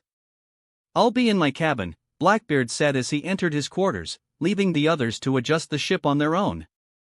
How does he know that? His fist slammed against the table. No one should know. He's dangerous. The voice was the same, but three different ways of speaking uttered the same words, as if from separate personalities. We must destroy him and steal his power. He's far too dangerous to let him keep conquering the New World. Tonight, he defeated 2 Yonkos and the strongest power the government has ever shown. There is no longer any doubt that from this night onward, Monkey D. Luffy would solidify what everyone had already been saying: they have become the most powerful pirate crew in the world. They are closer to the One Piece than anyone else. The One Piece must belong to us. We need to prove to the world that we're the kings of the pirates. No one knew about the discussion taking place inside that cabin. Blackbeard emerged once again, even though only 15 minutes had passed since he had entered. As he stepped outside, he saw his crew members carrying out their duties, guiding the ship. Captain? Burgess murmured. Everyone, change of plans, he exclaimed, making all of them stop. We're no longer heading to our base, we're going to Big Mom's territory. We're going after the Red Poneglyph. We're going to steal it from Straw Hat, he declared with a sinister grin. It was highly likely that Straw Hat would claim all the territories of the 2 Yonkos he had defeated. Taking the Red Poneglyph would be a direct move against him now that no one could stop them from reaching the former Yonko's main island. His crew quickly nodded in understanding, and the ship was steered in that direction as they advanced, leaving the Straw Hats behind. Unfortunately, Blackbeard would have to postpone his plans to consume and claim all those mythical Zoan fruits for another time, but he would certainly be better prepared when the moment came. Meanwhile, Luffy soared through the sky as Wano came into view. All the ships, both the Straw Hats' main vessel and their fleet, had left the waters beneath Wano, retrieving the bodies of their fallen comrades and allies, while their enemies still floated lifelessly in the sea. He saw everyone reorganizing around Onigashima and headed straight for the rooftop. Luffy! A chorus of voices rang out from several mini Hancocks as Luffy was immediately noticed and welcomed. Luffy! Are you okay? Lucy jumped onto his brother, despite being bandaged up once again. I managed to deal with them quickly, Captain. Usopp also approached. I had to make some threats, even though I had to bluff. Luffy admitted. He knew that he truly didn't understand how to release the same power he had used at Marineford. Even so, he had been willing to do it if necessary. At the same time, he had needed to appear confident enough to scare off Blackbeard's pirates. And now, Luffy? Yuta approached, along with everyone else, quickly surrounding him. First, we'll contact Dressrosa and see how things are going there. After that, I'll speak with the world government. Luffy responded while picking up a Den Den mushie. Lastly, there will be a change for all of us from now on, but I'll be announcing that to the world as well. Luffy landed on a higher spot, with everyone gathering around him. It was time to settle the final matters. He held the Den Den mushie, preparing to make the call to check on his children and everyone else.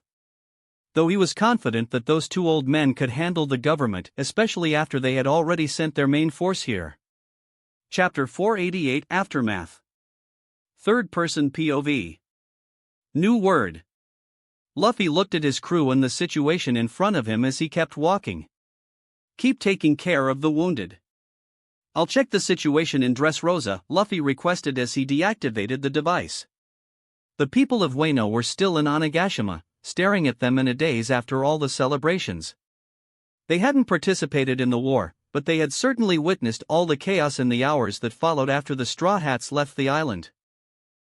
No one could understand what had happened there. They were just surprised that the Straw Hats had returned after all the chaos, and now Luffy had also come back as he made his way to the Black Pearl. I'm going to check the situation in Dressrosa to see if they've restored communication, while you take care of the others, Luffy requested as he headed toward the communicator. Enel.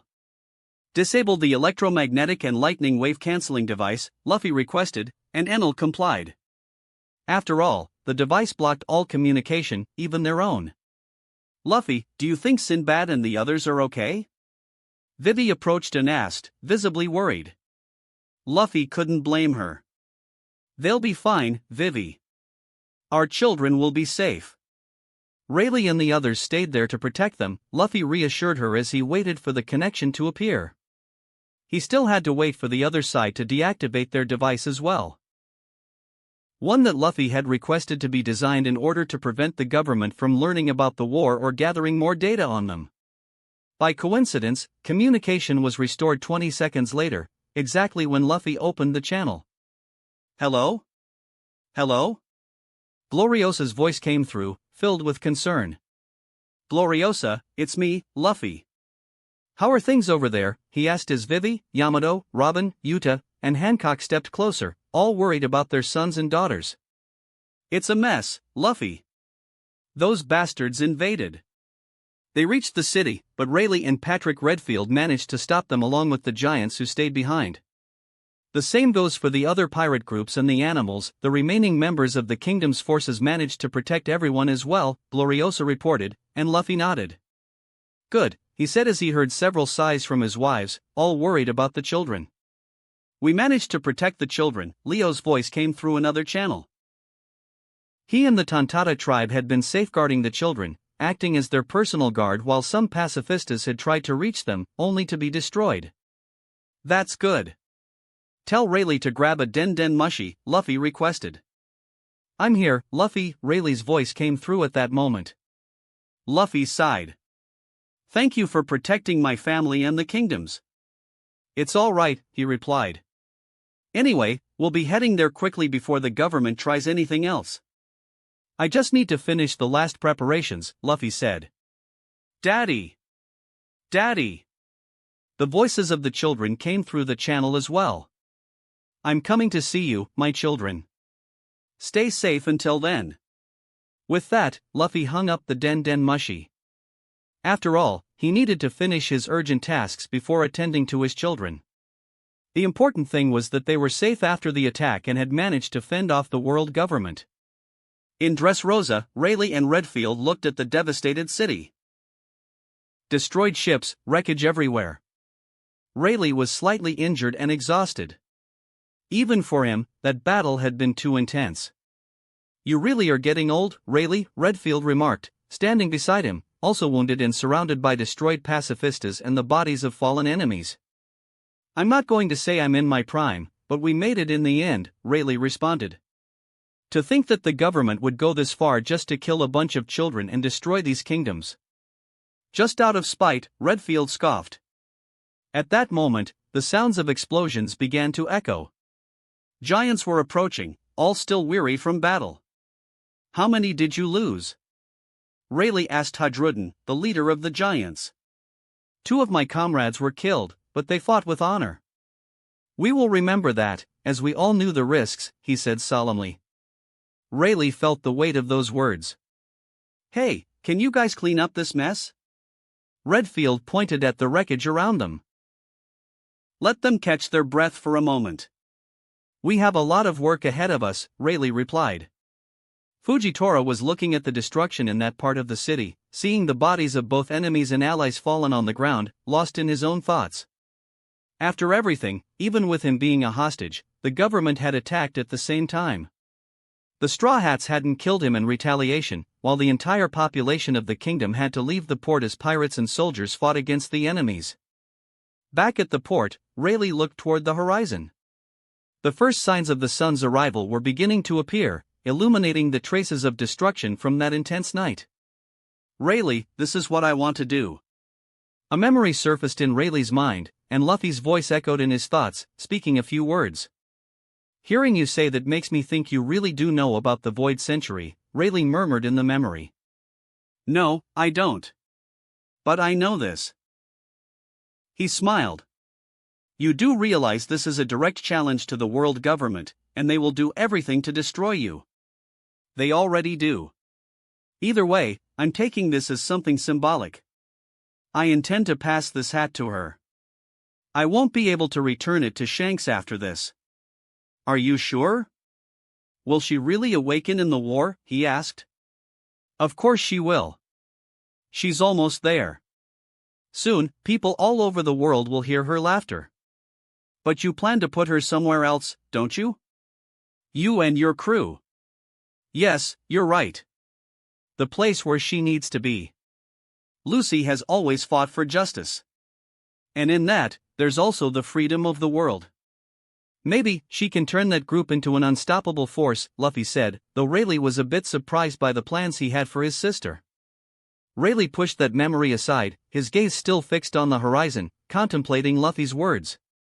Perhaps the best time to announce this to the world was now.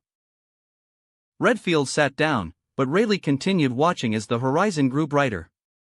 He sighed, thinking about his crew and whether, at some point, the future would truly become like this. Meanwhile, Luffy was analyzing the situation. He picked up another Den Den Mushi, the one he had asked Lamy to steal in the middle of the war against the world government. This device was directly connected to the elders. Now, let's talk to them, Luffy said as he began to dial. In Mary Geo's, communication was still down. The screens remained off, and no signals had been received since Luffy had cut them off hours ago. The Gorosei had not allowed any of the kings to leave, despite the growing discomfort. They wanted everyone to witness the destruction of the Straw Hats, sending a message to the world. The representatives of the East Blue Kingdoms maintained worried expressions. Among them was a king from Luminarchy, present because that territory was a secret. He kept a calm gaze, trying to mask his concern. Deep down, he knew that the Straw Hat might have survived. Everyone remained silent, until suddenly, one of the screens flickered back to life. It seems we're back, one of the Gorosei murmured, analyzing the screen as it powered on again. All eyes turned to the screen, waiting to see who would appear. The first image transmitted was of the sky, still dotted with stars, while the first rays of sunlight emerged. Then, slowly, the camera began to turn, and the figure of Luffy appeared on the screens of all the kings of the world government. The Gorosei's eyes widened, stunned to see him smiling. I believe this isn't what you were expecting, Luffy said, his smile widening even further, clearly amused by the situation. This can't be possible, one of the Gorosei exclaimed, in disbelief. Of course, it's possible, Luffy replied.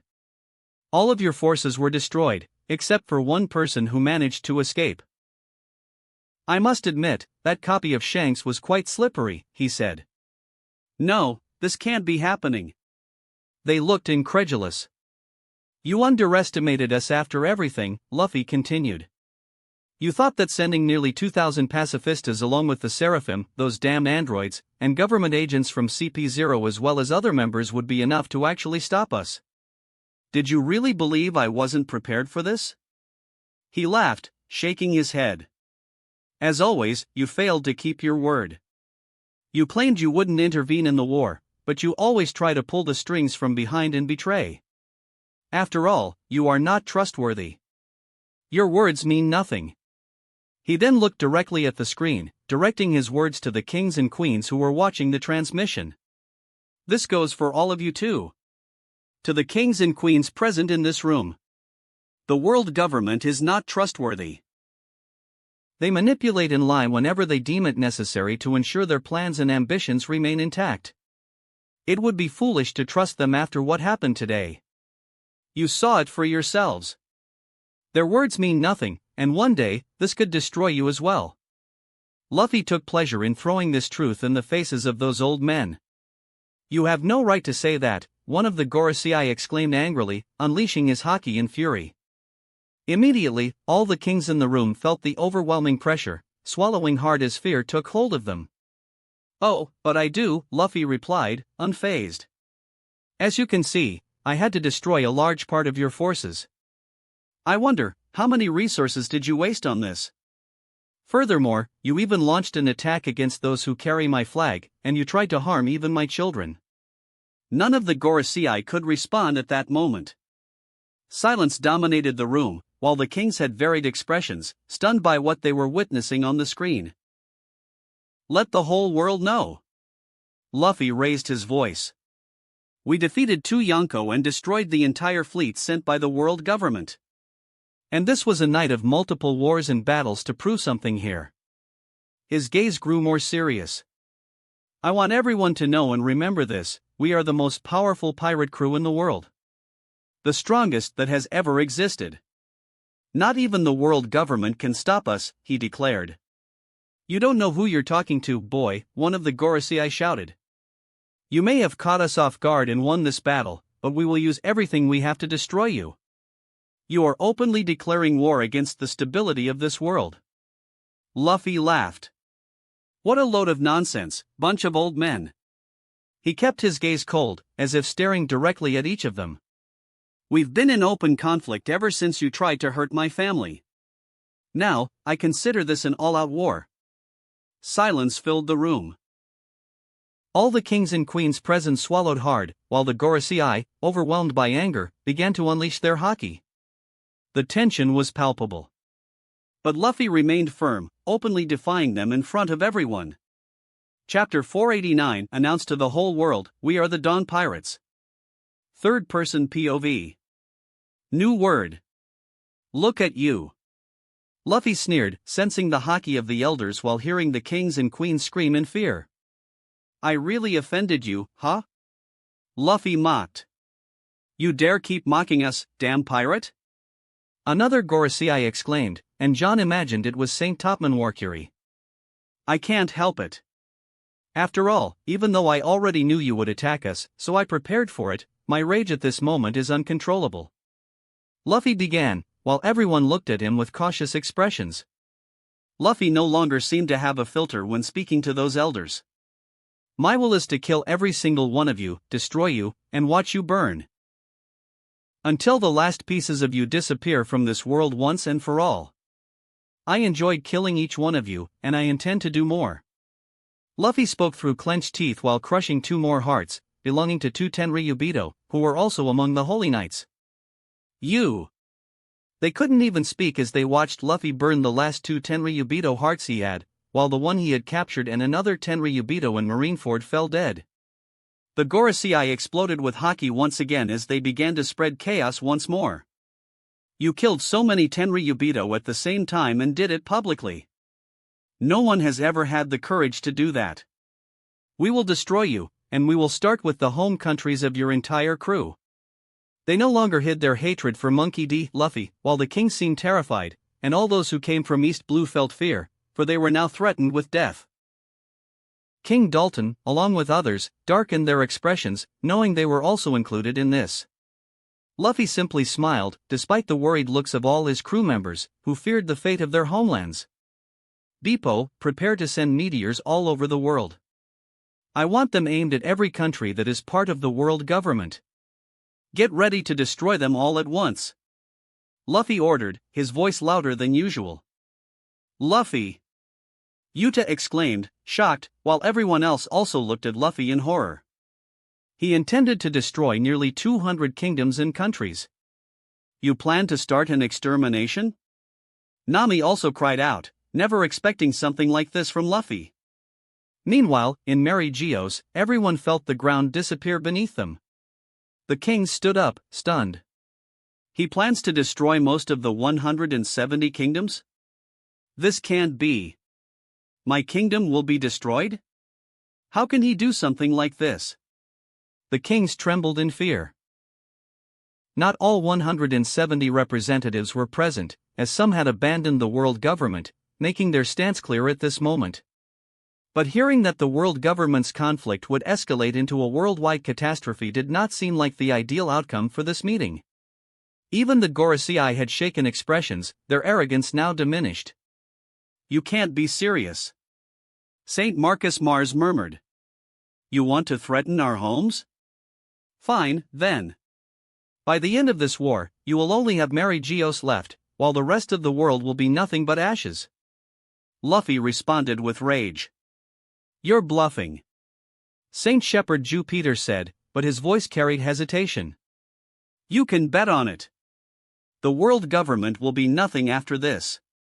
Luffy roared so loudly that even people in Wano could hear his voice. There was no response from the other side, only the heavy breathing of the kings and queens, knowing that their kingdoms could be destroyed depending on how this conversation unfolded. Their lives, families, lands, and riches were now at the mercy of a possible war between a pirate and the world government, something that had never happened in this world's history, at least not in recorded history. The tension also weighed on the Straw Hats as they waited for their captain to handle this horrible situation. After all, none of them wanted this either. But no one could say anything, as the crew remained silent. We also don't want the destruction of this world. We will not attack the kingdoms of your origins. But we also do not want you to attack any kingdom that is part of the world government. Shepherd Jupiter finally spoke. Obviously, the world government and all those who controlled it needed all the countries that made up the strength of the 170 kingdoms under its rule. After all, the organization that controlled the world was funded by them, and destroying them would not only mean the loss of resources but also labor. Luffy knew this, and the world government would never allow something like that to happen. That was why they did not react to his threat, even though it was more cruel than anything Luffy had ever done, and certainly, many kings would remember it. He needed to counter any action from the world government after what had happened with something equally alarming or even more severe. It was no coincidence that Luffy came from a world where multiple countries had nuclear weapons. Even though there was peace, that balance would change if only one of them possessed such a weapon, disrupting the balance of power and threatening the world with those who wielded it. The same thing applied to the government here. All the countries were on their knees before them because they were much more powerful and always ensured they remained that way. What Luffy was doing now was creating a confrontation that the government could not simply ignore. It was a fight that would be bad for both sides, cornering even the mighty world government.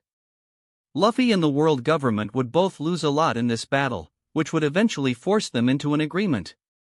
They did not care about sacrificing a dozen countries, but losing all the kingdoms that served them would create a crisis greater than any other in the history of this world, even if they managed to eliminate the Straw Hats in the end. But it wasn't because they loved the countries or their kings. All 170 kingdoms that were part of the world government were nothing more than sources of resource extraction. They were the government's cattle, which needed to be preserved. After all, what would Mary Geos be without external resources? Without technological production, essential goods, and even the slaves and labor for the celestial nobles? It would be disastrous. Even though most people in this world did not have visible chains around their necks, the world government treated the entire world as its slaves, ready to serve them. So, what will you do? Luffy finally spoke, and he could hear the grinding of teeth from the 6 elders. Clearly, they were being forced to swallow their own pride. But that was inevitable. Even though it seemed far too cruel and even made one wonder if Luffy would truly not condemn the world, there was an enormous risk involved. After any man sees his homeland destroyed, what else can he do? Luffy had already killed Tenryubito out of rage for their attack on his territories and family. And what more would he feel and do if there were another attack on his homeland and if it were destroyed this time? No one could predict what he would do in a state of madness driven by vengeance. Yes, we have an agreement. The Gorosei finally spoke. We will not attack any of your kingdoms, and you will keep your word. You will not launch an attack against the countries that form the core of the world government. Clearly, none of the kingdoms could rely on the same protective system that Mary Geos had. If meteors fell upon them, they would be wiped off the map. And although they did not know the true extent of the Fuwa Nomi's powers, whether it could truly unleash such destruction upon all the countries of the world simultaneously, they knew the damage could be immense. Alright, then. Luffy agreed. But before we close this matter, and before all the kings return safely to their homes, I want to make an announcement to the world. After all, I don't always get the opportunity to speak to most of the kingdoms in this world and the government at the same time. The Gorosei wanted to shut off the transmission to avoid seeing Luffy's face any longer, but they remained on the screen. I've been thinking about this for a long time. Luffy said, touching his hat. Maybe this is no longer my identity. He made a signal, and someone approached. Lucy appeared on the screen, still a bit tired and confused about why her brother had called her after she could barely stand. The Gorosei narrowed their eyes, watching attentively. I no longer want to be known as Straw Hat. Luffy declared, taking the hat off his head. It's time for me to pass it on. In a surprising gesture, he removed it from his head and placed the hat on Lucy's. She looked at him, stunned. Not knowing what he was trying to do with that. Luffy? She murmured. Luffy just smiled at his sister. From now on, this hat belongs to you. He said. Almost no one understood the meaning of it immediately, but the Gorosei grasped the symbolism behind the gesture. They narrowed their eyes, regretting allowing the communication to continue. I want to announce to the entire world that we are no longer the pirate crew known as the Straw Hats. The kings and queens seemed surprised by the unexpected declaration. Luffy averted his gaze and looked toward the horizon, where the sun was beginning to rise. Watching as its rays started to appear, he observed the sea before him, seeing the consequences of the war. The wreckage of the initial 800 world government ships that had faced his crew floated in the water like remnants of a defeated past. I want this to spread across the entire world. He continued, his voice gaining strength. From this moment on, we will be known as the Dawn Pirates. As he said this, Luffy released an intense red haki, spreading in all directions like a wave of overwhelming energy. The sky darkened momentarily, and the impact of his presence reached even Onigashima, carrying all the way to Wano. In various parts of the kingdom, gusts of wind charged with electricity cut through the air, while red lightning danced across the sky. Announce it to the entire world. Because as of today, the Straw Hats have been replaced by the Dawn Pirates. I want everyone to know us as this, the DS. He declared, his voice echoing like thunder. Lami, who understood the symbolism behind those words, was shocked. Dawn Pirates? Yamato asked, confused. Robin widened her eyes, surprised by the revelation. The DS, from the Void Century. She murmured, connecting the pieces. Meanwhile, in Mary Geos, the kings and nobles present watched the screen with confused expressions. They did not fully understand what Luffy meant. However, the Gorosei grew increasingly grim, their gazes filled with bitterness and concern. Monkey D. Luffy was full of symbolism and indirect messages. Their fear was that he truly knew the truth about the Void Century, that he knew the full story of Joy Boy. Everything was becoming more and more evident. Who is Monkey D. Luffy? The question lingered in everyone's minds. How did he know this information? Even with Nico Robin and his crew, he shouldn't know this much just from reading the poneglyphs they had found so far. Luffy smiled and tilted his head slightly, mocking the tension that dominated the room. "Ah, let me tell you something," he said, laughing. "I can read poneglyphs too. Robin isn't the only person you should be worried about." The Gorosei froze. "So, don't be so surprised," Luffy added, with a provocative expression. Then, without waiting any longer, he cut off the transmission. His image disappeared from the screen, and the hall plunged into absolute silence. The kings and queens of the world were still stunned by what they had just heard. The Gorosei clenched their fists. The fury on their faces was evident. And thus, Volume 3 of this story came to an end. Chapter 490, Next Steps. Third-person POV. New word.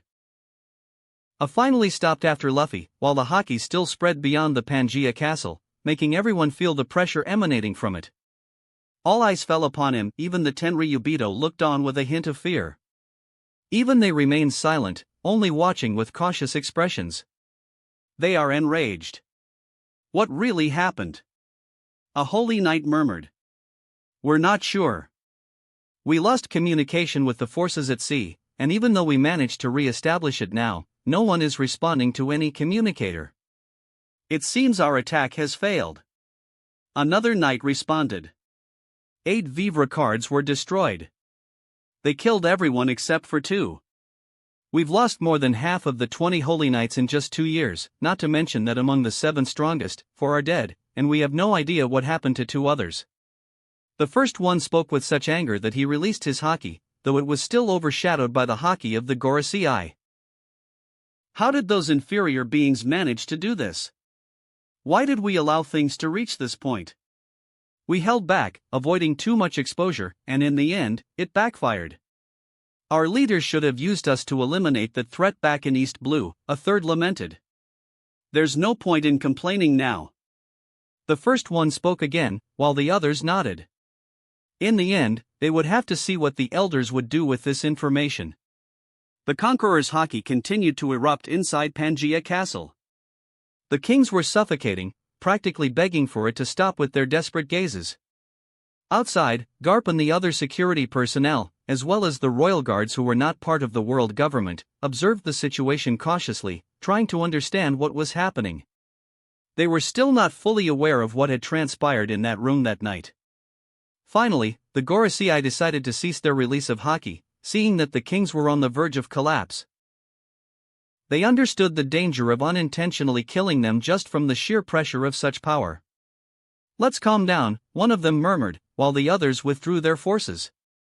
"What happened cannot be changed anymore, but we cannot lose our minds with rage. We must think carefully about our next steps. After all, many resources were invested in this operation, and it failed.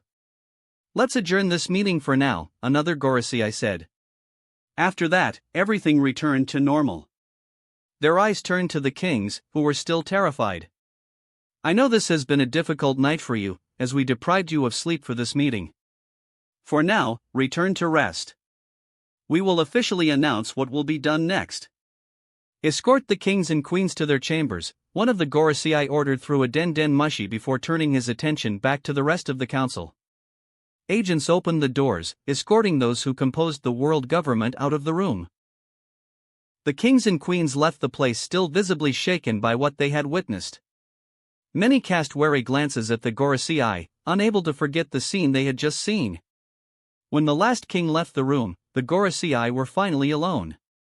That was, at the very least, frustrating. One of them commented. "I don't recall anything like this happening in the 700 years of the world government," another murmured. "We must ensure that Morgans does not publish any news about what happened. What will we do now? We need to control the damage. Besides, one of the survivors is arriving at this very moment." They exchanged serious looks before raising their eyes to the sky. Someone was approaching. His posture was somewhat careless, yet he advanced quickly towards one of the locations in Mary Geos. At that moment, the den mushi rang. "We want to hear from you later. For now, just rest. We have another problem to deal with," one of them suddenly said. None of the others disagreed, despite wanting to hear about the battle. But something was noticed at that moment. The holy knight who had survived the fight nodded as he made his way to one of the houses. Many greeted him, but he spoke to no one. He simply walked in silence, entering through a window. "So, you failed," a white-haired man murmured, sitting and gazing at the balcony as he watched his son arrive. "Yes, father. We were all destroyed." "And the Gorosei?" "They didn't want to hear you at this moment," he asked, his gaze resembling Shank's when he was extremely angry. "No," the wounded man replied. "What a shame." His father sighed, disappointed. "In any case, do as they say." "I don't know what Imo-sama will do next, but he will not remain silent," the man said in a serious tone, while his son, Shamrock Figureland, simply nodded, frustrated and ashamed for having lost the battle. Meanwhile, the Gorosei no longer cared about him. One of them looked at the other. "Now we have to deal with our little hidden rat. He's heading for the empty throne. We'll deal with Shamrock later. First, we need to take care of this intruder." And so, they ended the meeting and left, advancing toward the indicated location. At the same time, Sabo stood before the empty throne after infiltrating.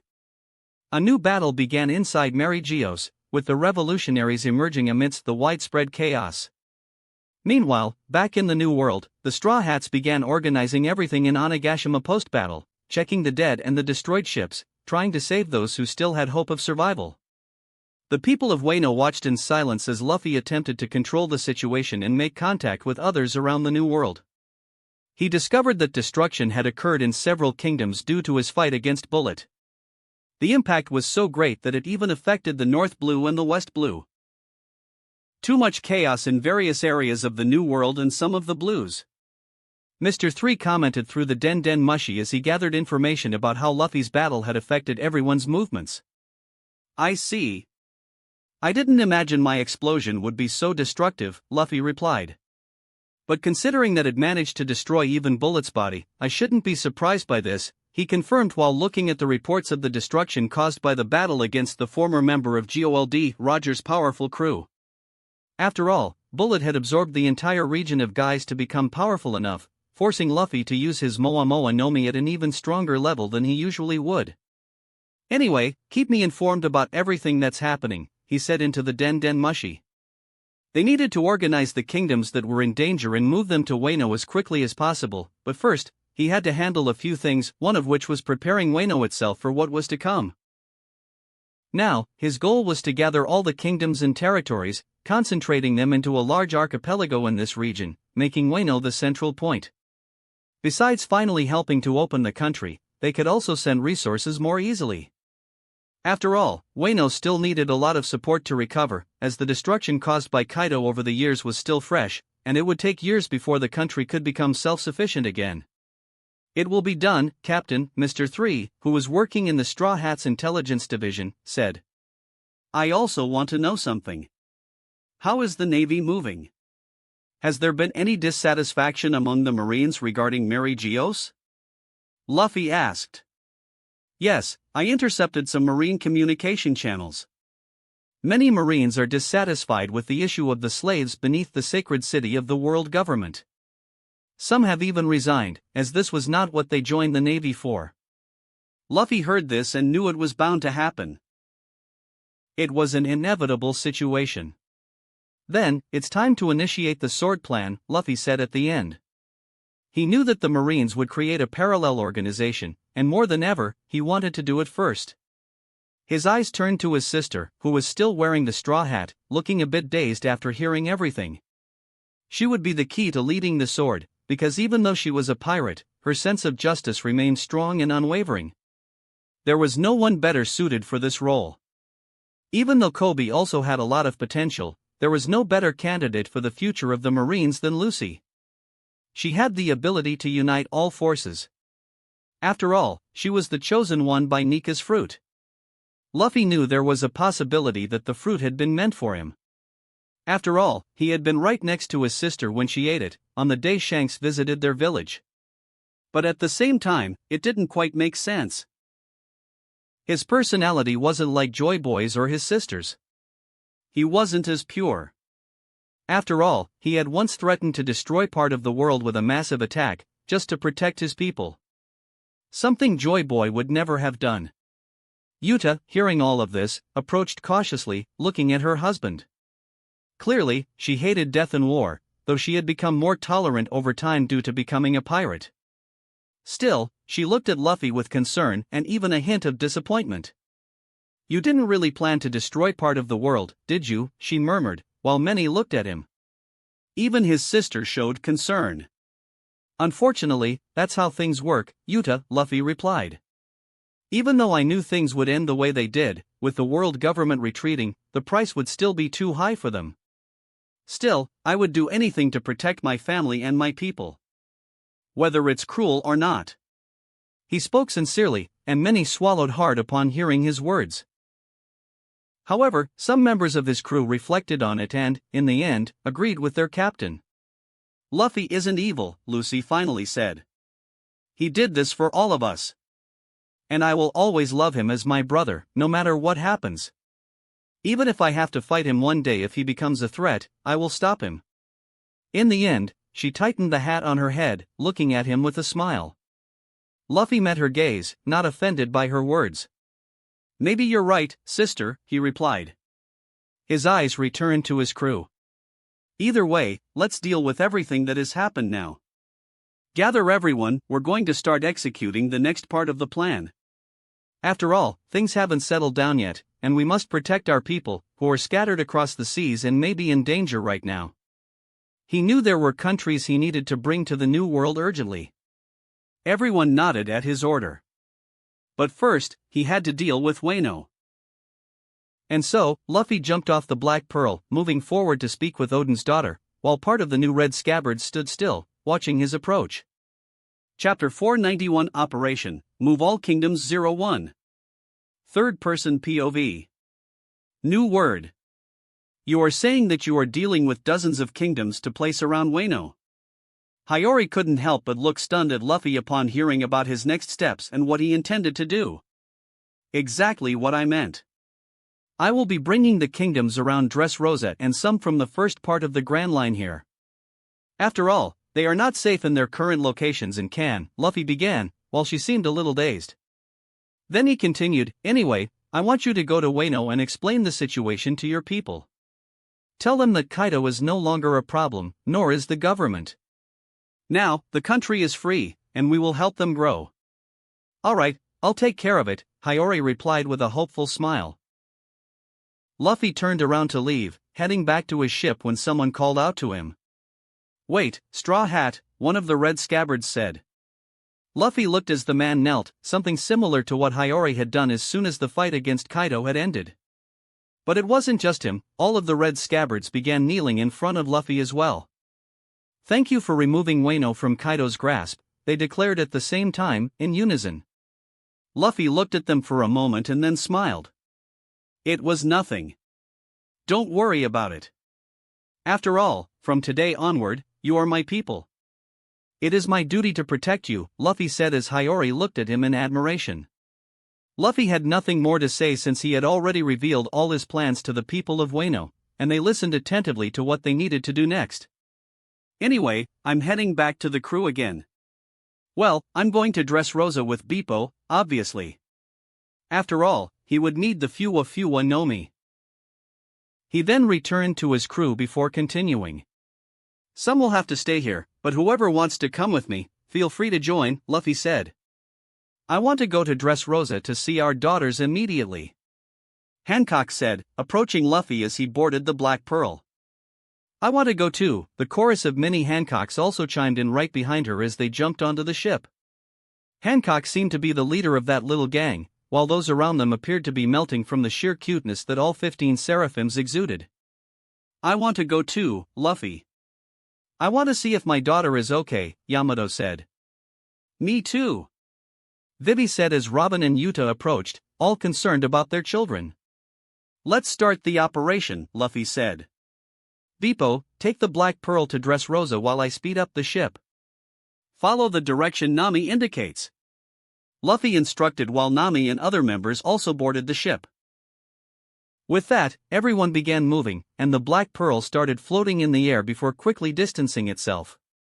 The rest of the fleet would remain to take care of things in Wano since they wouldn't be as fast as the small group and needed to act immediately.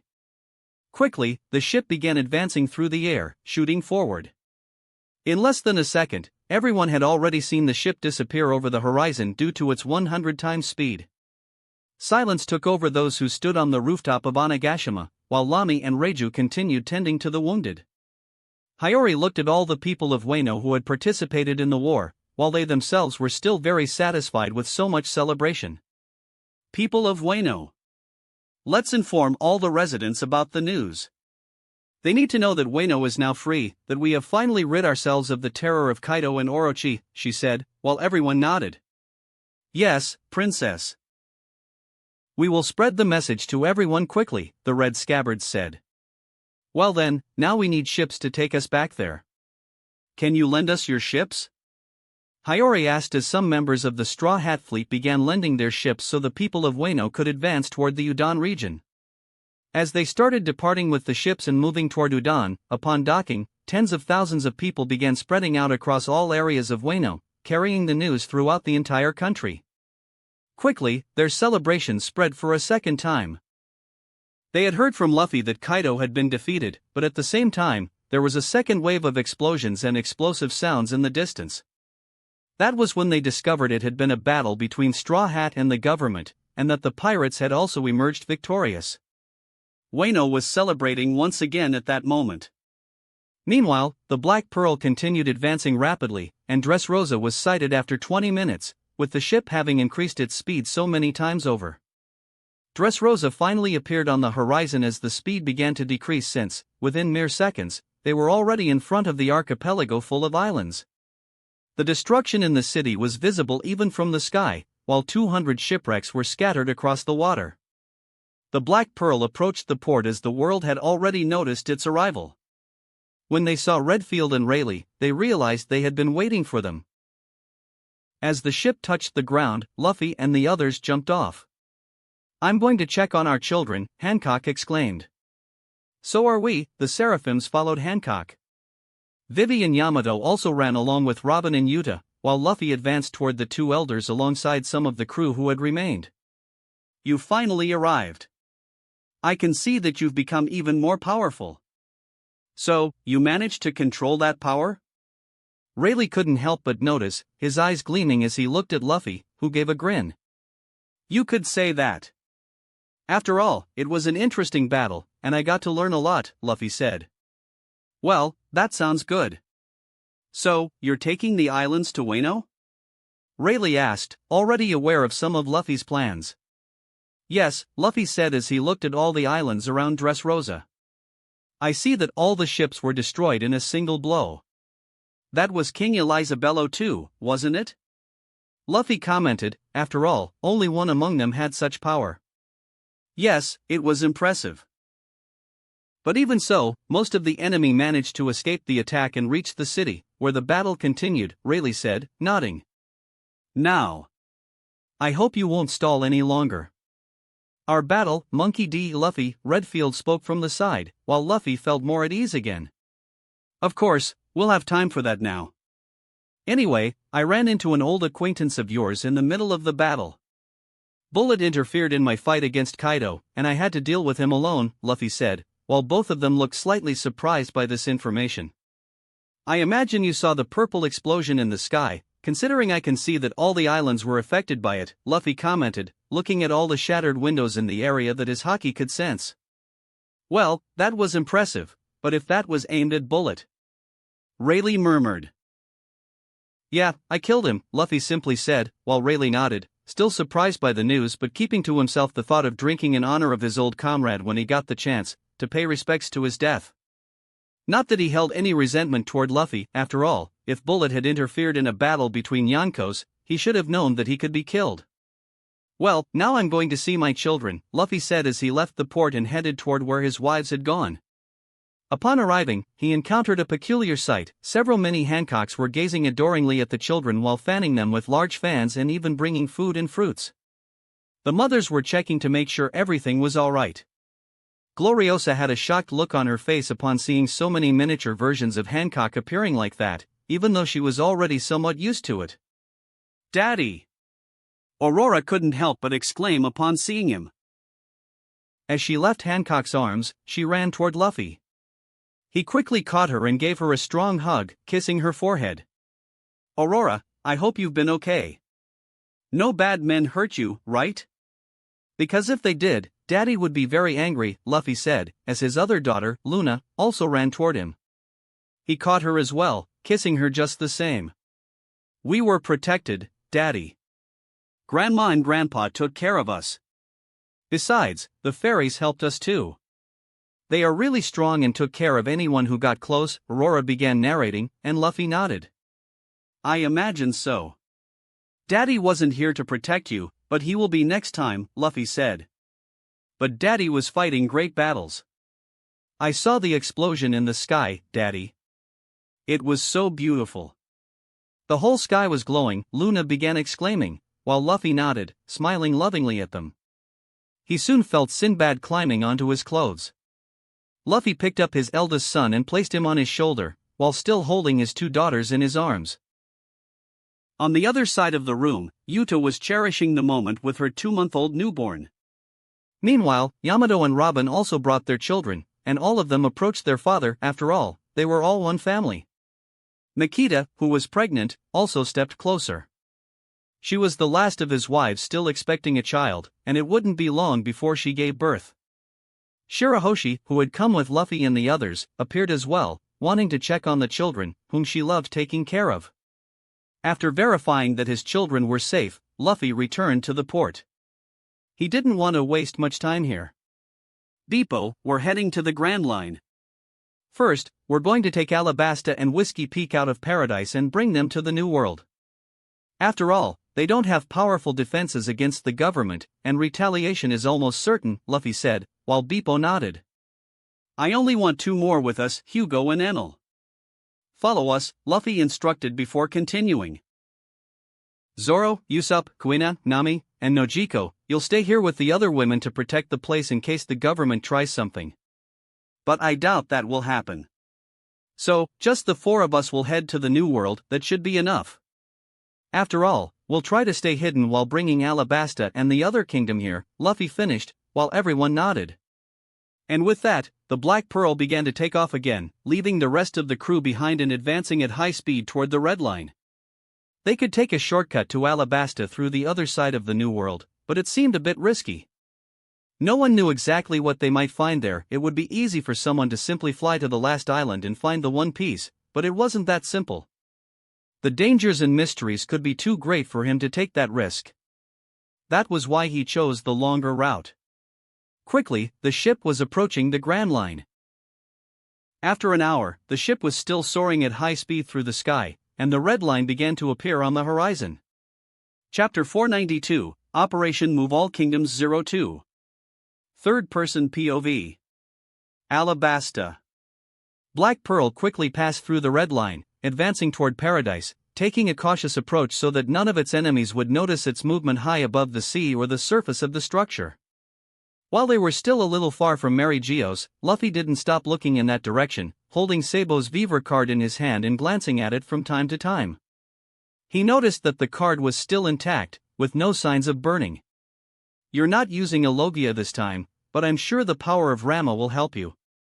Just stay alive, Sabo," Luffy murmured as they quickly moved away. He knew that Sabo had gotten himself into serious trouble and would face, for the first time, the one who occupied the empty throne along with the Gorosei, if things played out as they did in the original.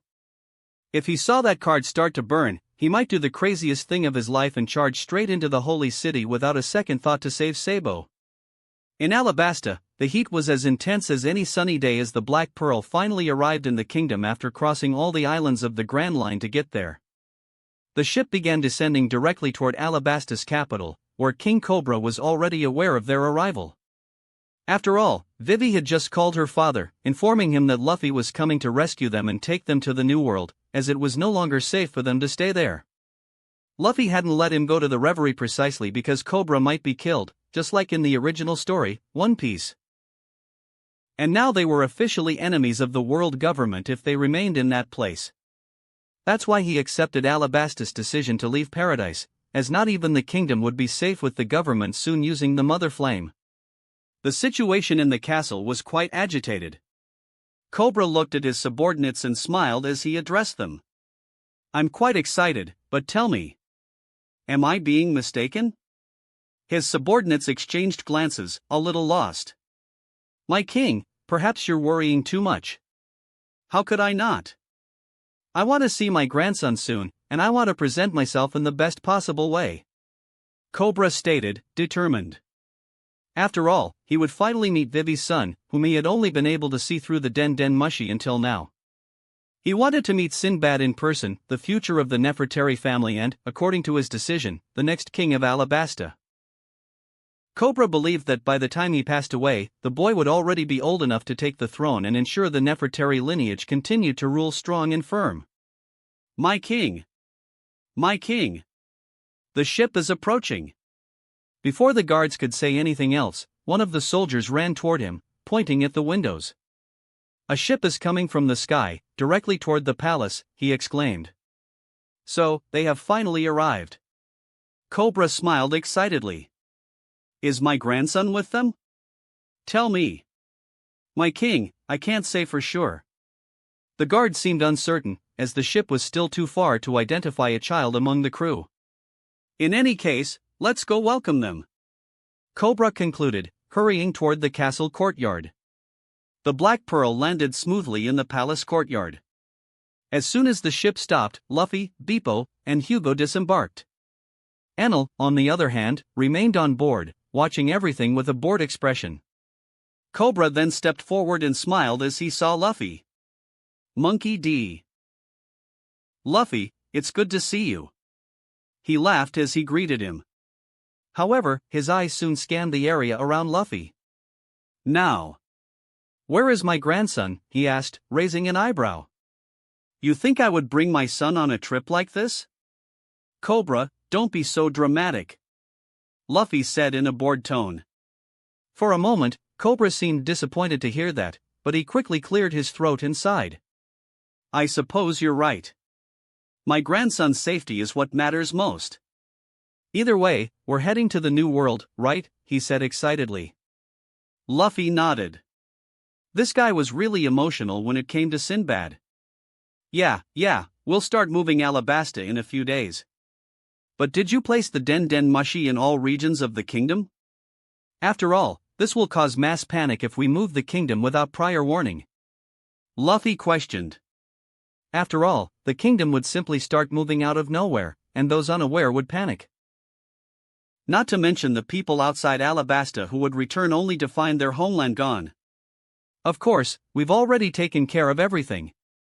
Bell, the loyal chief of the guard and advisor, also stepped up beside the king, informing Luffy of the situation. Great! First, we need to deal with all the government agents. Luffy said. Baroque Works operating here has already identified many of them, but I have a member who is even more effective at this. Luffy then looked at Enel. Enel, go hunt down all the government members infiltrated in the country with Hugo. He ordered. Since Cobra hadn't attended the reverie, the world government had sent several agents to gather information on what was happening in Alabasta. For starters, we need to cut off all transmissions the enemies have so we don't run into problems while moving the kingdom. Luffy discussed with the three members who had accompanied him, explaining the situation. Enel and Hugo would be responsible for eliminating all government agents and any suspicious individuals. Luffy and Beepo would head to the sea and coastal cities, as many people were traveling outside Alabasta and needed to be informed and brought back. No citizen had been previously warned about the plan to move the kingdom to the New World, as that would have already alerted the world government. Now, it was a race against time. Luffy knew he had to act fast to protect all his kingdoms, especially after declaring an irreversible war against Mary Geos during the transmission he had made just hours ago. Quickly, they left the castle.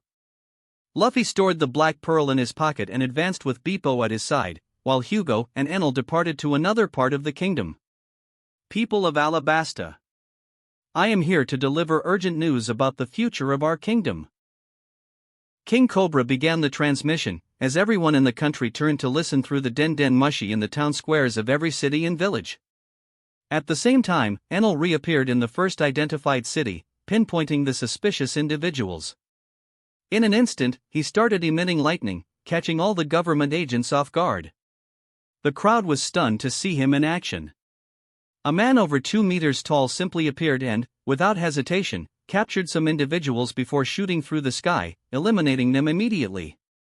Luffy had been clear in his order. No government agent can be left alive. And there was no one better than Enel and Hugo for this kind of job. They were already used to executing targets at their captain's command. As Luffy landed in one of the coastal cities, people listened to King Cobra's broadcast, informing them that the kingdom would be moved due to imminent danger. The world government planned to destroy them with a buster call, which sent the citizens into a panic. Many families were distressed, as their children and husbands were at sea at that moment. Luffy felt all that anguish through his observation haki and quickly landed in front of a desperate woman. She was startled to see him. The man wore a cape with the straw hat's emblem, but unlike before, he no longer carried his iconic straw hat. Even so, it was evident that he was a pirate. "Tell me, where is your son?" Luffy asked. "I will bring him back to Alabasta before we move the kingdom." The woman, surprised, swallowed hard before answering.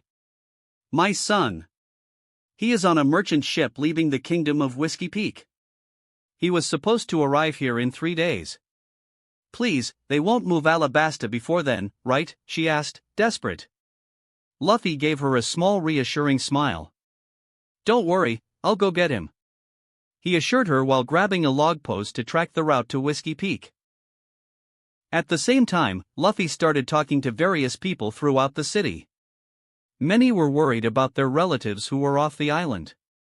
He gathered several log poses and realized that most of the missing citizens were on merchant ships scattered in various directions. Some were even farther away, and they wouldn't be able to retrieve them in time. They would have to seek refuge in either the Drum Kingdom or the Kingdom of Luminarchy. With that settled, Luffy shot off from the city and headed toward the sea. Quickly, he began finding ship after ship, tracking their routes and using his speed, multiplied hundreds of times, to move easily across the region of islands. At each ship he encountered, he exchanged a few words, confirmed the people he was looking for, then shrunk the ships and placed them in his pocket. It didn't take long for the desert near the city to start filling with ships, as they couldn't remain at sea while Alabasta was moved through the sky. In the end, Luffy had already placed numerous ships outside the first city, ensuring they would be moved along with the kingdom, and then advanced to the next coastal city. While Luffy was bringing ships from the sea, Bippo did the same, using the power of the Fuwa Nomi to levitate and transport them back to Alabasta. This way, an entire fleet was relocated before being gently placed on solid ground. Then, Bippo set off for the next city. Meanwhile, in another part of Alabasta, things were not going well. A coastal city was being raided by a group of pirates. "Bastards!" a pirate shouted, pointing his gun at the city's guards and men, who were trying to defend themselves. The leader of that crew had a bounty of 25 million berries and believed that looting a small city in Alabasta would be easy. After spending a week sailing through the Grand Line for the first time since leaving the South Blue in pursuit of his dreams, he thought he had found a vulnerable target. He laughed along with his men as the city's defenders were taken down one by one. However, suddenly, a massive shadow appeared. Before he could react, a gigantic stone in the shape of a fist came hurtling at high speed, smashing into one of the pirate ships and exploding on impact. The pirate captain was terrified and exclaimed in shock. Hugo landed behind him. "What do we have here?" Hugo spoke in a dangerous tone. The pirate captain stumbled backward, looking at him in complete shock, while his men trembled around him. He realized that this man was not someone ordinary. Who are you?" he muttered, his hands shaking as he pointed his gun at Hugo. One of his subordinates swallowed hard before answering. "This is Hugo, the Titan. He has a bounty of over 600 million berries." The pirate captain froze upon hearing those words. Everyone around him fell into complete silence. Why is such a powerful pirate here? Shouldn't he be fighting in the new world with the Straw Hats against Kaido and Big Mom? The captain stammered, trembling. He remembered the latest edition of the newspaper well. The most recent one, released the day before, stated that Monkey D. Luffy was about to fight Kaido. That day's new edition had not yet been published, as Morgans, the head of the World Economy News newspaper, was busy trying to organize all the information about the war and how it would impact the world. That was certainly going to be the most anticipated edition of the new era. Hugo crossed his arms and looked at the group of pirates with a stern expression. You didn't know? Alabasta is Straw Hat territory. The pirates immediately swallowed hard. They knew very well what happened to those who attacked Yonko's territory. Wait. What do you mean? We didn't know that Alabasta was a Yonko's territory, one of the pirates tried to argue desperately. No one told us about this. Another shouted, still trying to process the situation. Hugo gave a mocking smile before responding. You fools! Princess Vivi is part of our crew. She is our captain's wife and has a son with him. What did you expect? Shock took over the pirates. Before they could even formulate a response, Hugo sprang into action. In an instant, he charged at them and began eliminating them without mercy. The citizens who had still been resisting the attack were surprised to see the situation change so drastically. In a matter of seconds, all the pirates were being annihilated, one after another. None of them had time to react. As the days passed, the 4 members of the Straw Hats acted quickly. They ensured that Alabasta was completely protected, eliminating any possible threats. King Cobra continued his broadcast, trying to inform the entire kingdom about the changes Alabasta would undergo. Meanwhile, the Straw Hats worked to eliminate any government spies and prevent any information about the country's real situation from escaping to the outside world. Chapter 493, the news began to spread. Third-person POV. Alabasta. The newspaper of that day had finally been released, and the first news came as a shock to the world. The battle that everyone had been waiting for had finally happened, and Onigashima had turned into a war zone between Monkey D. Luffy and his crew against 2 Yonkas and their troops.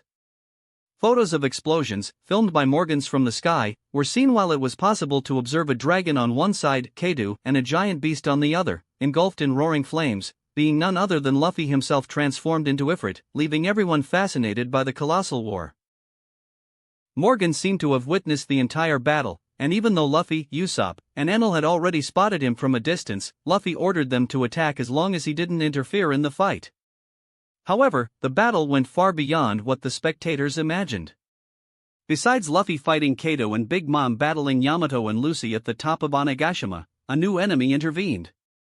Bullet had entered the battle, surprising not only those present but also the readers of the newspaper, especially those who knew his strength and origin very well. Morgans made sure to emphasize that he was one of the most powerful members of Gold Roger's crew. Luffy had to leave Kaido to handle his sister and face Bullet alone. Meanwhile, Yamato continued his fight against Big Mom. If that alone wasn't enough to shock the world, those reading the newspapers were left wide-eyed. It didn't matter their position, even the Yonkas themselves raised their eyebrows upon seeing the battle's summary. In the end, for individuals, each considered extremely dangerous, were almost in a kind of battle royale in Onigashima, wondering what kind of battlefield Onigashima would become from that moment on. But what came next was even more surprising. Yamato, fighting alone against Big Mom, awakened his mythical beast power and managed to defeat the Great Pirate, securing the first victory for the Straw Hats.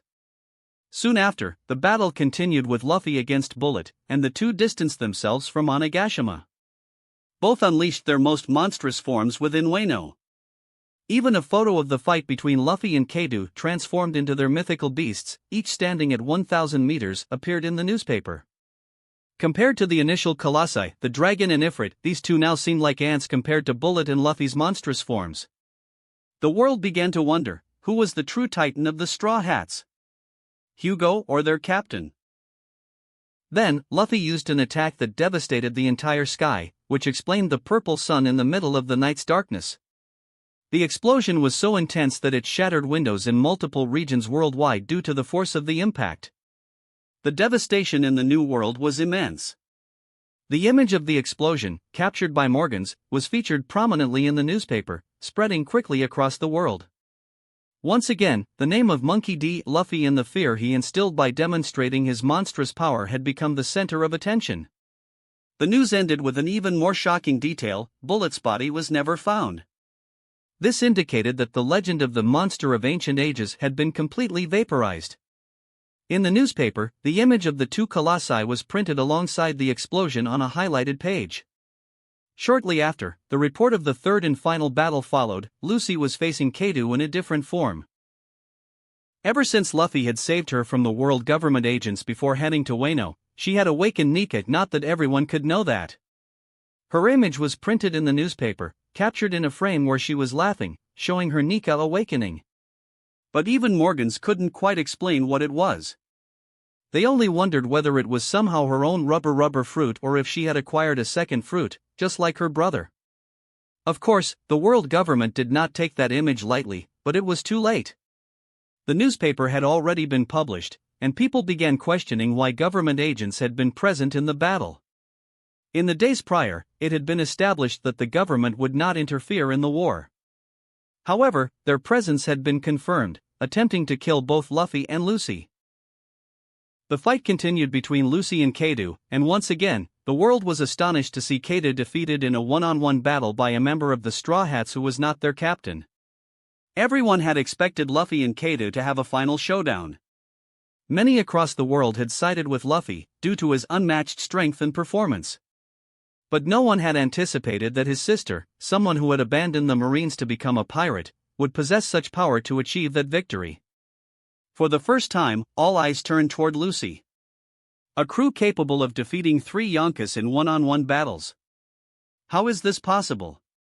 No crew should be capable of this. People spoke and discussed, astonished by what they had read in the newspapers. You may not know, but there was once a crew in the past that had the same level of power, said an old man sitting in a bar, watching some men drinking and talking at the counter. The men exchanged glances, and one of them asked, curious, "What do you mean by that, old man?" "I'm saying that a long time ago, there existed a crew so powerful that it had members on the level of a Yonko," the old man replied, pausing to take a sip of his drink. Everyone fell silent, waiting for him to continue. After finishing his drink, he went on. They had among their ranks none other than Rox D. Zebek. Moreover, these very same names in the newspaper, Big Mom and Kaido, were part of that crew. And besides them, there was also Whitebeard, Shiki, and many others. They were all part of the infamous Rox Pirates. He was the most feared man of his era, even before Garp and Gold Roger joined forces to defeat him. The younger men at the bar, who were in their 20s, didn't know much about Rox. In fact, almost the entire world had forgotten his name. You're saying all of them were part of a single crew? Someone swallowed hard among the listeners, unable to believe that all those legendary figures had once served under the same captain. Yes, they were feared. The old man continued. But wait. Even though they were so powerful and were defeated by the Marine hero and the Pirate King, doesn't that mean the Straw Hats have finally surpassed them? One of the men suddenly asked. The old man remained thoughtful for a moment before answering. You're not wrong. In a way, the Straw Hats have surpassed them and have become the most powerful crew in the world in this era, there's no doubt about that. There is no question that this battle has proven it to everyone. The men in the bar started murmuring, amazed by what they had just heard. The old man, however, smirked and said, but this game is far from over. The silent race for the last island has only just begun. Now, the race to the pinnacle of the world is about to start. I wonder who will get there first. After all, this isn't just about strength. The men exchanged glances and, excited, began to laugh and celebrate. Bets were placed. Who would find the clue to becoming the true king of the pirates? After all, they were far away and could hear about the final battle in the New World from a safe region, which gave them a great topic of discussion without worrying about their kingdom or city being destroyed, unlike the people of the New World. Besides, even though the Straw Hats were now the favorites, Shanks and Blackbeard were still in the game. Shanks had spent a long time at sea, and his true power remained a mystery. He had been part of the crew of someone who had already reached the pinnacle alongside Gold Roger. Meanwhile, Blackbeard possessed two incredibly powerful devil fruits and had grown even stronger in recent years. It seemed that even though the new era had begun only about 2 years ago, it was already on the verge of ending, and a new age would soon emerge with a new ruler of the seas finding the greatest pirate treasure of all. The battle for the top was only just beginning. The old man watched them laughing and celebrating but remained silent, staring at his glass. "You never found the One Piece, Captain. But after all these years in hiding, you still don't want to reveal yourself? I just wonder, when will you? After all, that moment must be approaching. When you return, you will shock the entire world, and once again, everyone will fear your name as they once did." He murmured these words as he drank, ignoring the noisy chatter around him, where people discussed the race for the One Piece. Meanwhile, the entire world was also debating the same topic, asking the same questions that arose in that bar in the West Blue. But the news of the day wasn't over yet. A few hours later, a new edition of the newspaper arrived, and the world, already in a frenzy over recent events, was once again shocked by new information. First came the news that the Shichibukai program had been officially terminated. The world government declared that the Shichibukai were no longer part of the system and that they would deal with all of them in the coming days using new weapons alongside the Navy. But the second piece of news was even more impactful. The newspaper declared that the world government had sent a massive fleet against the Straw Hats, both in Wano and Dressrosa. This made people begin to question the supposed neutrality that the government had declared over a month ago. Moreover, the outcome of this assault was even more shocking. In the end, the government suffered a humiliating defeat. A total of 800 ships were sent to Wano and 200 to Dressrosa, with the goal of eliminating the Straw Hats after their battle against the Yonkas. But in the end, that same force fell. Would the government really act like this? People wondered as they flipped through the newspapers, searching for answers. The world knew little about the true extent of the world government's power, but everyone understood that the government would spare no effort in trying to defeat the Straw Hats. They quickly deduced that it was not a weak force after all. How could the government possibly deal with a pirate crew capable of facing two Yonkas? Even with its overwhelming strength, the government's fleet was ultimately destroyed. On the other hand, the Straw Hats emerged victorious, although no one knew exactly what had happened to them afterward. But it was evident that, at that moment, they were likely celebrating in Onigashima. What no one imagined was that Luffy was already on the move.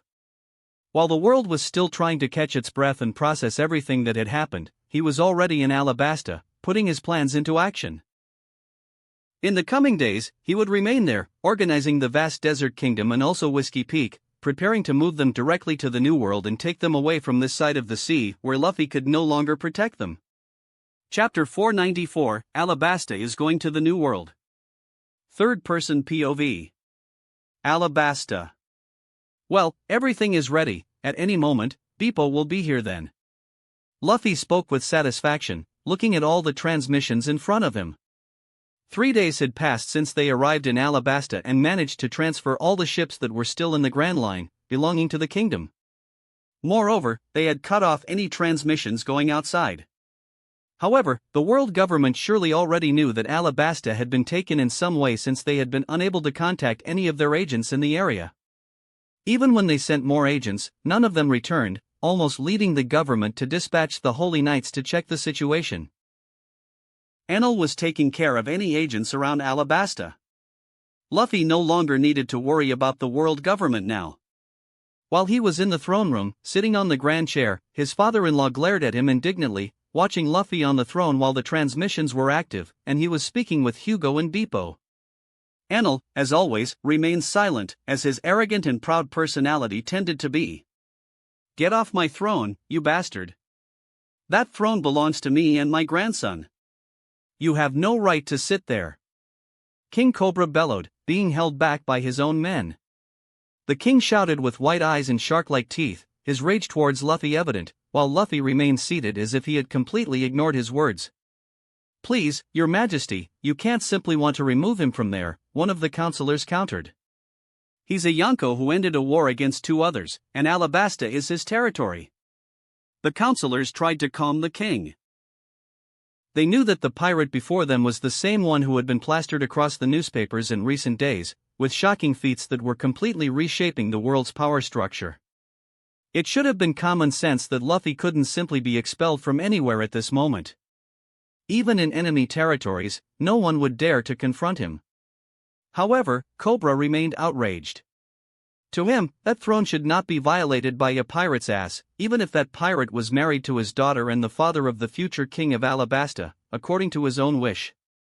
Luffy looked at the newspapers with a smile.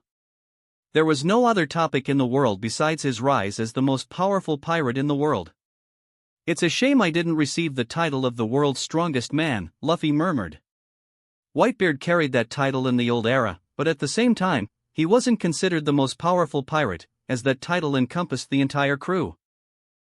Luffy, on the other hand, received this recognition solely because he did not stand out individually. Furthermore, Lucy and Yamato had defeated enemies at Yonko level in the war, with their crew completely overcoming 2 Yonko crews. Besides that, both within his main crew and in his fleet, there were members who stood out immensely, even though they had not yet fully unleashed their power. After all, there were currently more than just 3 Yonko-level members alongside Luffy. Among them were even former Shichibukai and other renowned pirates, warriors so powerful that they could fight on equal footing against forces as formidable as marine admirals. All of this made the Straw Hats, without a shadow of a doubt, the strongest crew in the world. Well, I had already earned the title of the most wanted crew in the world, with the highest bounty of all. Adding the official bounty to the underworld one that the Tenryubito placed on my head, I was already more wanted than my father. But now, I've received the title of captain of the greatest crew at sea. Luffy smiled arrogantly and continued. Now, I just need to earn the title of the strongest man in the world. After all, I vaporized a monster like Bullet. Putting that thought aside, he turned his attention back to King Cobra, who was still trying to approach him, his eyes white with fury. The king could not accept seeing Luffy sitting on Alabasta's throne. "Well, it looks like they've arrived," Luffy said, ignoring Cobra the next moment. On the horizon, a shadow began to cast over the capital. A massive island emerged in the sky. Whiskey Peak had finally been brought to become part of the kingdom.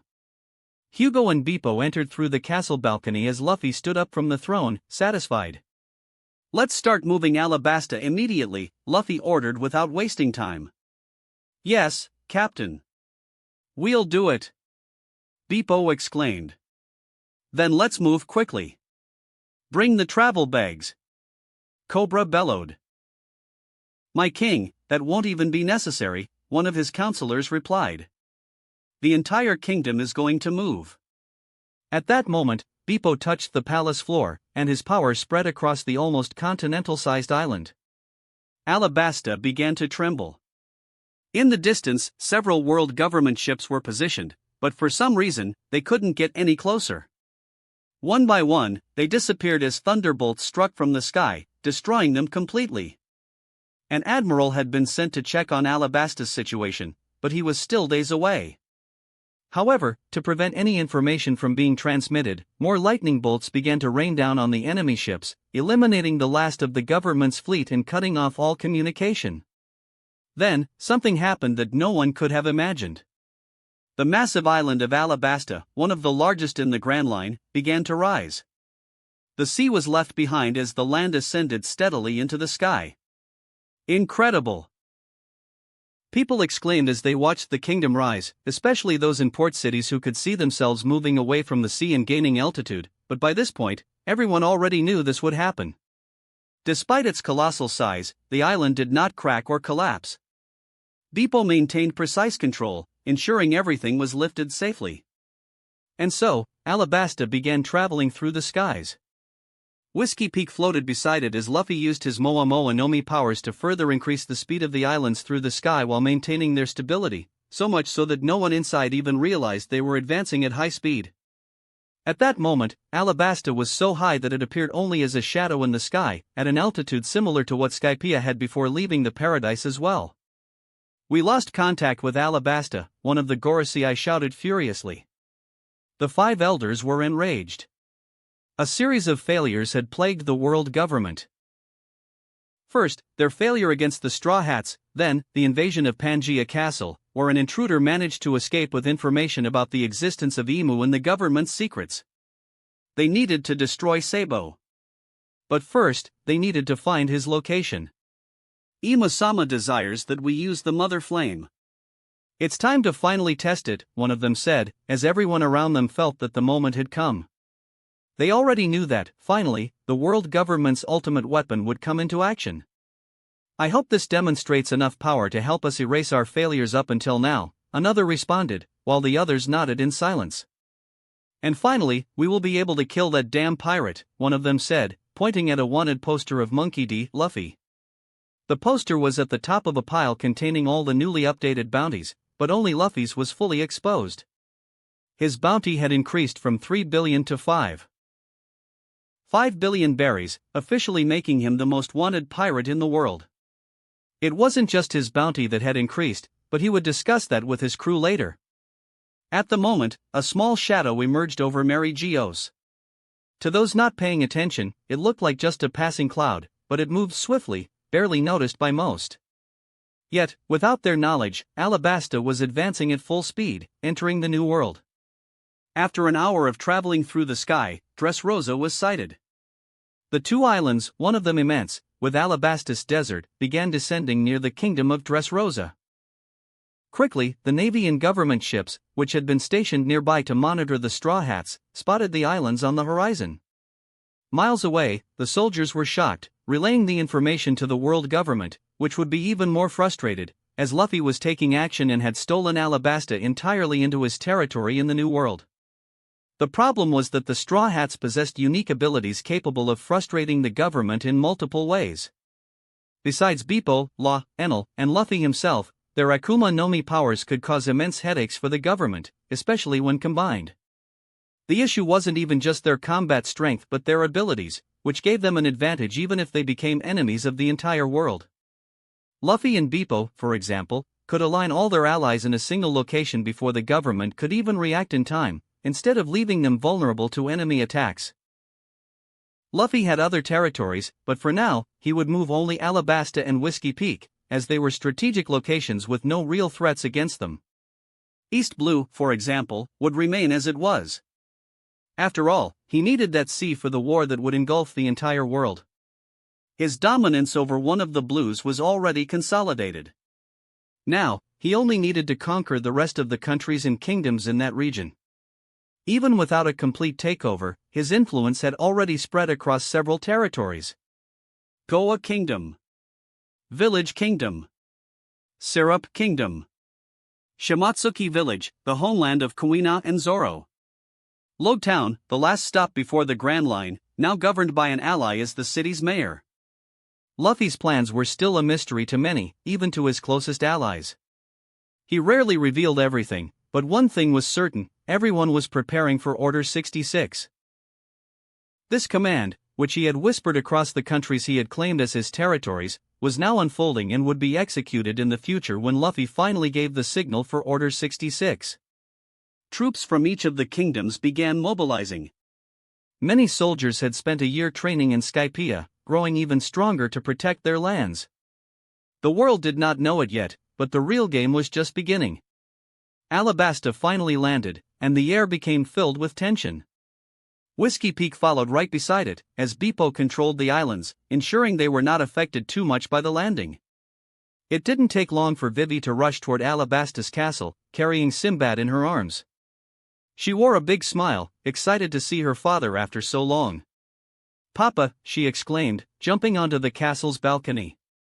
King Cobra, who was sitting on the throne this time, immediately stood up upon hearing his daughter's voice. "Vivi," he exclaimed, hurrying toward her.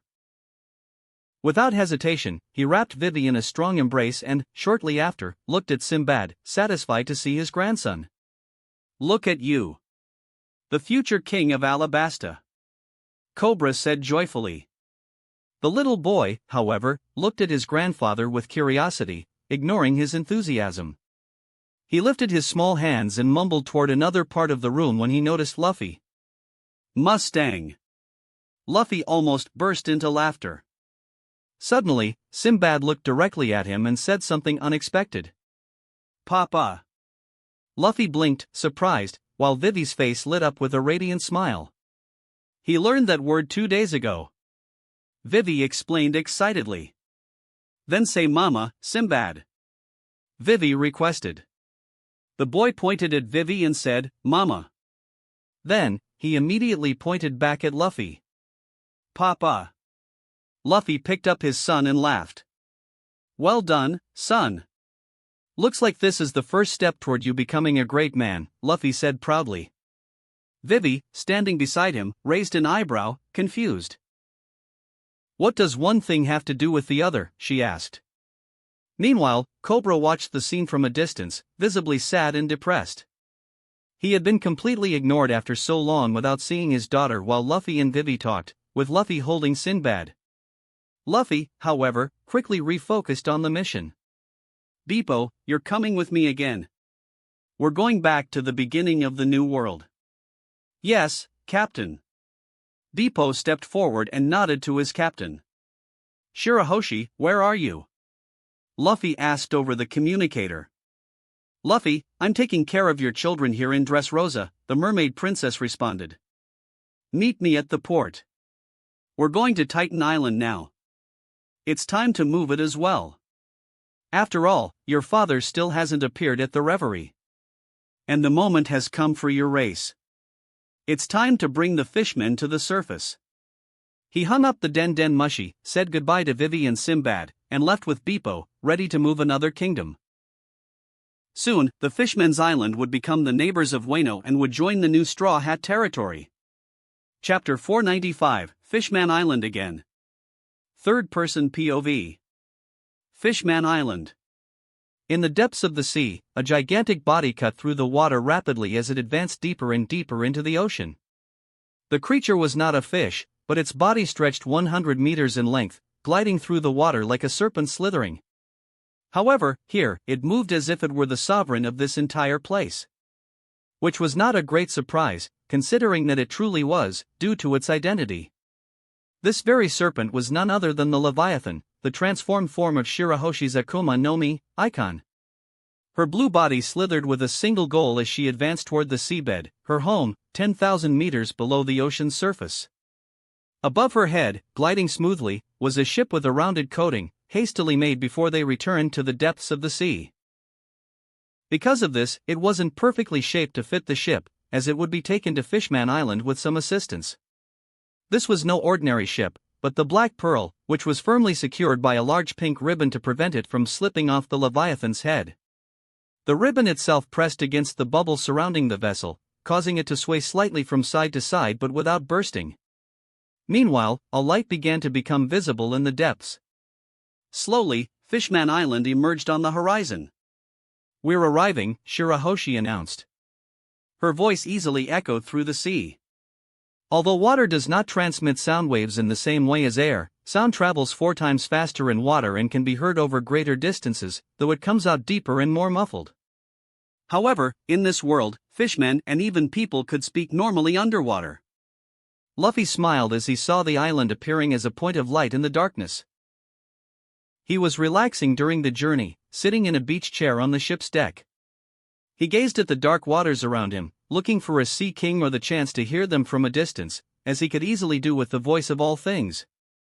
Meanwhile, Beepo, sitting beside him, seemed far more nervous. His eyes were fixed on the giant ribbon that secured the ship to the Leviathan's head, fearing that at any moment, it might burst the bubble and sink the ship into the ocean, or worse, that the ship would explode under the sea's pressure, crushing them all. Deep under the sea, near the island, the kingdom's fishman guards and soldiers patrolling the area began to notice a massive shadow approaching from above. Hey, what is that? One of them exclaimed. It's gigantic, another shouted, trying to get a better look. The light reflected by Fishman Island itself began to reveal the colossal creature approaching. The Leviathan, with the ship on its head, wrapped in a bubble, appeared before them. That is. One of the guards widened his eyes in shock. They remembered very well the last time they had seen the Leviathan. It was when Shirahoshi destroyed the Fishman district nearly 2 years ago, devastating the waters below the island. How could they forget the power they had witnessed, as everything was destroyed by this creature, eliminating the kingdom's traitors? It's Princess Shirahoshi. Quickly, inform His Majesty, King Neptune. The guards immediately rushed to inform the king, but they didn't even need to reach the castle. Shirahoshi's brothers, Fukaboshi, Ruboshi, and Manboshi, along with their father and several guards, were already advancing to receive her, leaving the Ryugu Palace. The city's population on that side watched in astonishment through the large bubble that protected the island, seeing the Leviathan approaching. Shirahoshi! My daughter, you have finally returned! Neptune shouted emotionally, emerging from his whale to see his daughter, who had been away from home for so long. As soon as the Leviathan stopped in front of the island, the king rushed forward to embrace her. Compared to the colossal form of the serpent, it was as if an ant were touching the tip of her nose, with her father pressing against the top of her enormous mouth. But Shirahoshi's eyes, within the creature, shone with happiness. Dad! The voice echoed through the sea, traveling across all of Fishman Island. You're finally here, my daughter. I knew you'd come home soon. Neptune said, crying. Hey, father-in-law. A new voice emerged, and then Luffy appeared in the middle of the ocean, landing effortlessly on Shirahoshi's nose, still in her colossal form. Despite being a devil fruit user, he didn't seem to mind at all that he was above the sea. Luffy really didn't appear to be too affected by seawater. Although his powers were limited, training to resist it was something he had been doing whenever he had the chance, whether it was in Skypiea, during his training in Dressrosa, or even on this very journey, where he clung outside the ship to train under the sea's pressure. He looked at Neptune, who was below him, with a carefree smile. Damn it! You came too? Neptune grumbled, clearly irritated at the sight of him. He had never liked the idea of Luffy as his son-in-law and had never fully accepted his daughter's marriage to the pirate. After all, Shirahoshi was supposed to die a virgin. I don't remember inviting you to come here. What are you doing here, Straw Hat? He complained, his eyes turning white. Dad, don't talk to my husband like that. I won't allow you to disrespect him in front of me. Shirahoshi protested in a disapproving tone. That seemed to make Neptune frown deeply. How can you talk to your own father like that, Shirahoshi? This man is leading you down the wrong path, daughter, he insisted, indignant. Of course, I have to stand up for him. He is my husband. I belong to him. Besides, he is the father of your future grandchildren. You shouldn't speak about him like that. Shirahoshi replied firmly. Hey, let's put this argument aside and focus on what really matters, Luffy interrupted, taking on a serious tone. The world government already knows we moved the island. I don't doubt they've already sent agents here. We need to eliminate them first and move the island immediately. Got it? The seriousness in Luffy's voice made even Neptune change his stance. All right. We will begin preparations as you instructed. The king finally relented, knowing that Luffy had already spoken to him about the plan earlier. Let's head to the palace and organize everything. Don't you all agree? Fukaboshi suddenly suggested as he approached his father. Without further hesitation, everyone quickly advanced toward Ryugu Palace, which stood above Fishman Island. Upon arrival, Shirahoshi had already returned to her normal form, while Black Pearl, still encased in a coating bubble, floated outside the palace as Luffy and Beepo entered it without being submerged in water. Start notifying the entire kingdom and ask everyone outside to return to Fishman Island, Luffy ordered, his voice firm. There are no mermaids left in auctions, since I have some men taking care of the underworld in Sabaody now, but I don't know what's happening outside the island. Make sure everyone is here within a day. Then, Luffy turned to Shirahoshi and asked, I'm going to hunt down the government agents before they make contact with their superiors. Do you want to come with me? Of course. Shirahoshi replied, smiling before glancing at her father. We'll talk later. In the meantime, I'll help my husband wipe out the spies on our island. She quickly said her goodbyes. Bye, Dad. Bye, brothers. Before they could respond, Luffy and Shirahoshi vanished in an instant, disappearing in the blink of an eye. The only one left in the palace was Beepo, floating there without really knowing what to do. Neptune and Shirahoshi's brothers were stunned.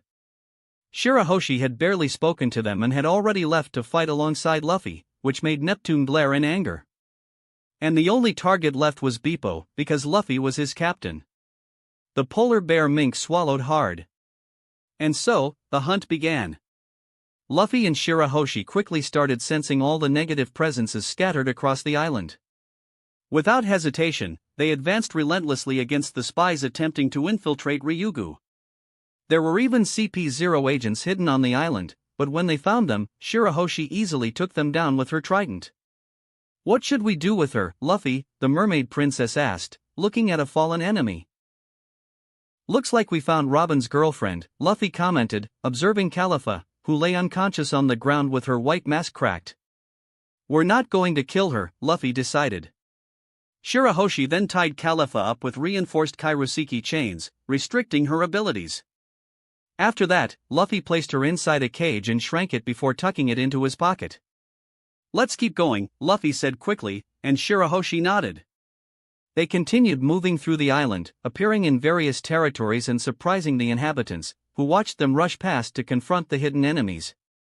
Many world government agents attempted to blend in with the residents or hide inside houses, but Luffy and Shirahoshi found them in the most unexpected places. Whenever they defeated them, they avoided executing anyone in front of children, taking the captured spies outside the island before eliminating them. By the end of the hunt, Luffy and Shirahoshi returned to Ryugu Palace, sparing only Califa. "Dad, how have you been? And you too, brothers?" Shirahoshi finally approached her family, smiling. Meanwhile, Luffy walked over to Beepo, letting his wife talk with her father and brothers for a while. Unsurprisingly, Neptune watched her with jealousy and a fierce expression in his eyes, listening as Shirahoshi spoke about her life alongside Luffy. He had never liked the idea of Luffy as his son-in-law. But deep down, that didn't matter to the pirate. He wasn't helping the fishmen in Fishman Island for his father-in-law's sake. He was doing it because he wanted to. In the end, Neptune swallowed his pride and approached Luffy. "Well, I suppose it's time to announce this change to everyone," he sighed, crossing his arms. "We will place our trust in you, Monkey D. Luffy. My wife died believing in this dream. I hope you and my daughter can make it a reality." Luffy nodded. "Don't worry about that. You'll all be safe within my territory," he said firmly. "On the surface, I won't allow any fishman to be discriminated against. Even if I have to force others to accept it. If anyone dared to oppose it, the consequences would be severe." Even with Fishman Island becoming part of his territory, Luffy knew there would still be people who looked down on the fishmen with disdain. That prejudice was deeply ingrained in the world's mentality. But it was time to change that. Now, the fishmen would live among the other kingdoms. And if anyone tried to oppress them, Luffy would enforce his law without hesitation. To him, humans, fishmen, minks, giants, all would answer for their crimes equally, with no distinction. He wanted to build what Big Mom had failed to create, a kingdom where all races coexisted. It would be ironic, but that was the future he was shaping. His next step was to strengthen his territories, solidify his influence at a strategic point in the New World, surrounding Wano. Only then would he set out to find the One Piece. That wraps up this part of What If There Was a Different Luffy. Thanks so much for listening. As always, new parts drop every 4 days, so be sure to stay tuned. Just a quick reminder, What If There Was a Different Luffy is now on hold, since we've caught up with the author. And heads up, What If Luffy Became a Marine will also be going on hold soon, as we're nearly caught up there too. So now, I need your help picking the next project for the channel. I'm currently deciding between these 3 fanfics. What if Ichigo awoke his true powers? What if becoming a mangaka in One Piece world? What if reborn as Gohan in future timeline? Please vote in the poll and let me know which story you'd like to see next. I'll take the top 2 picks and start working on those series next. If you enjoyed the video, don't forget to like, subscribe, share it with your friends, and please consider supporting the original author as well. See you in the next one.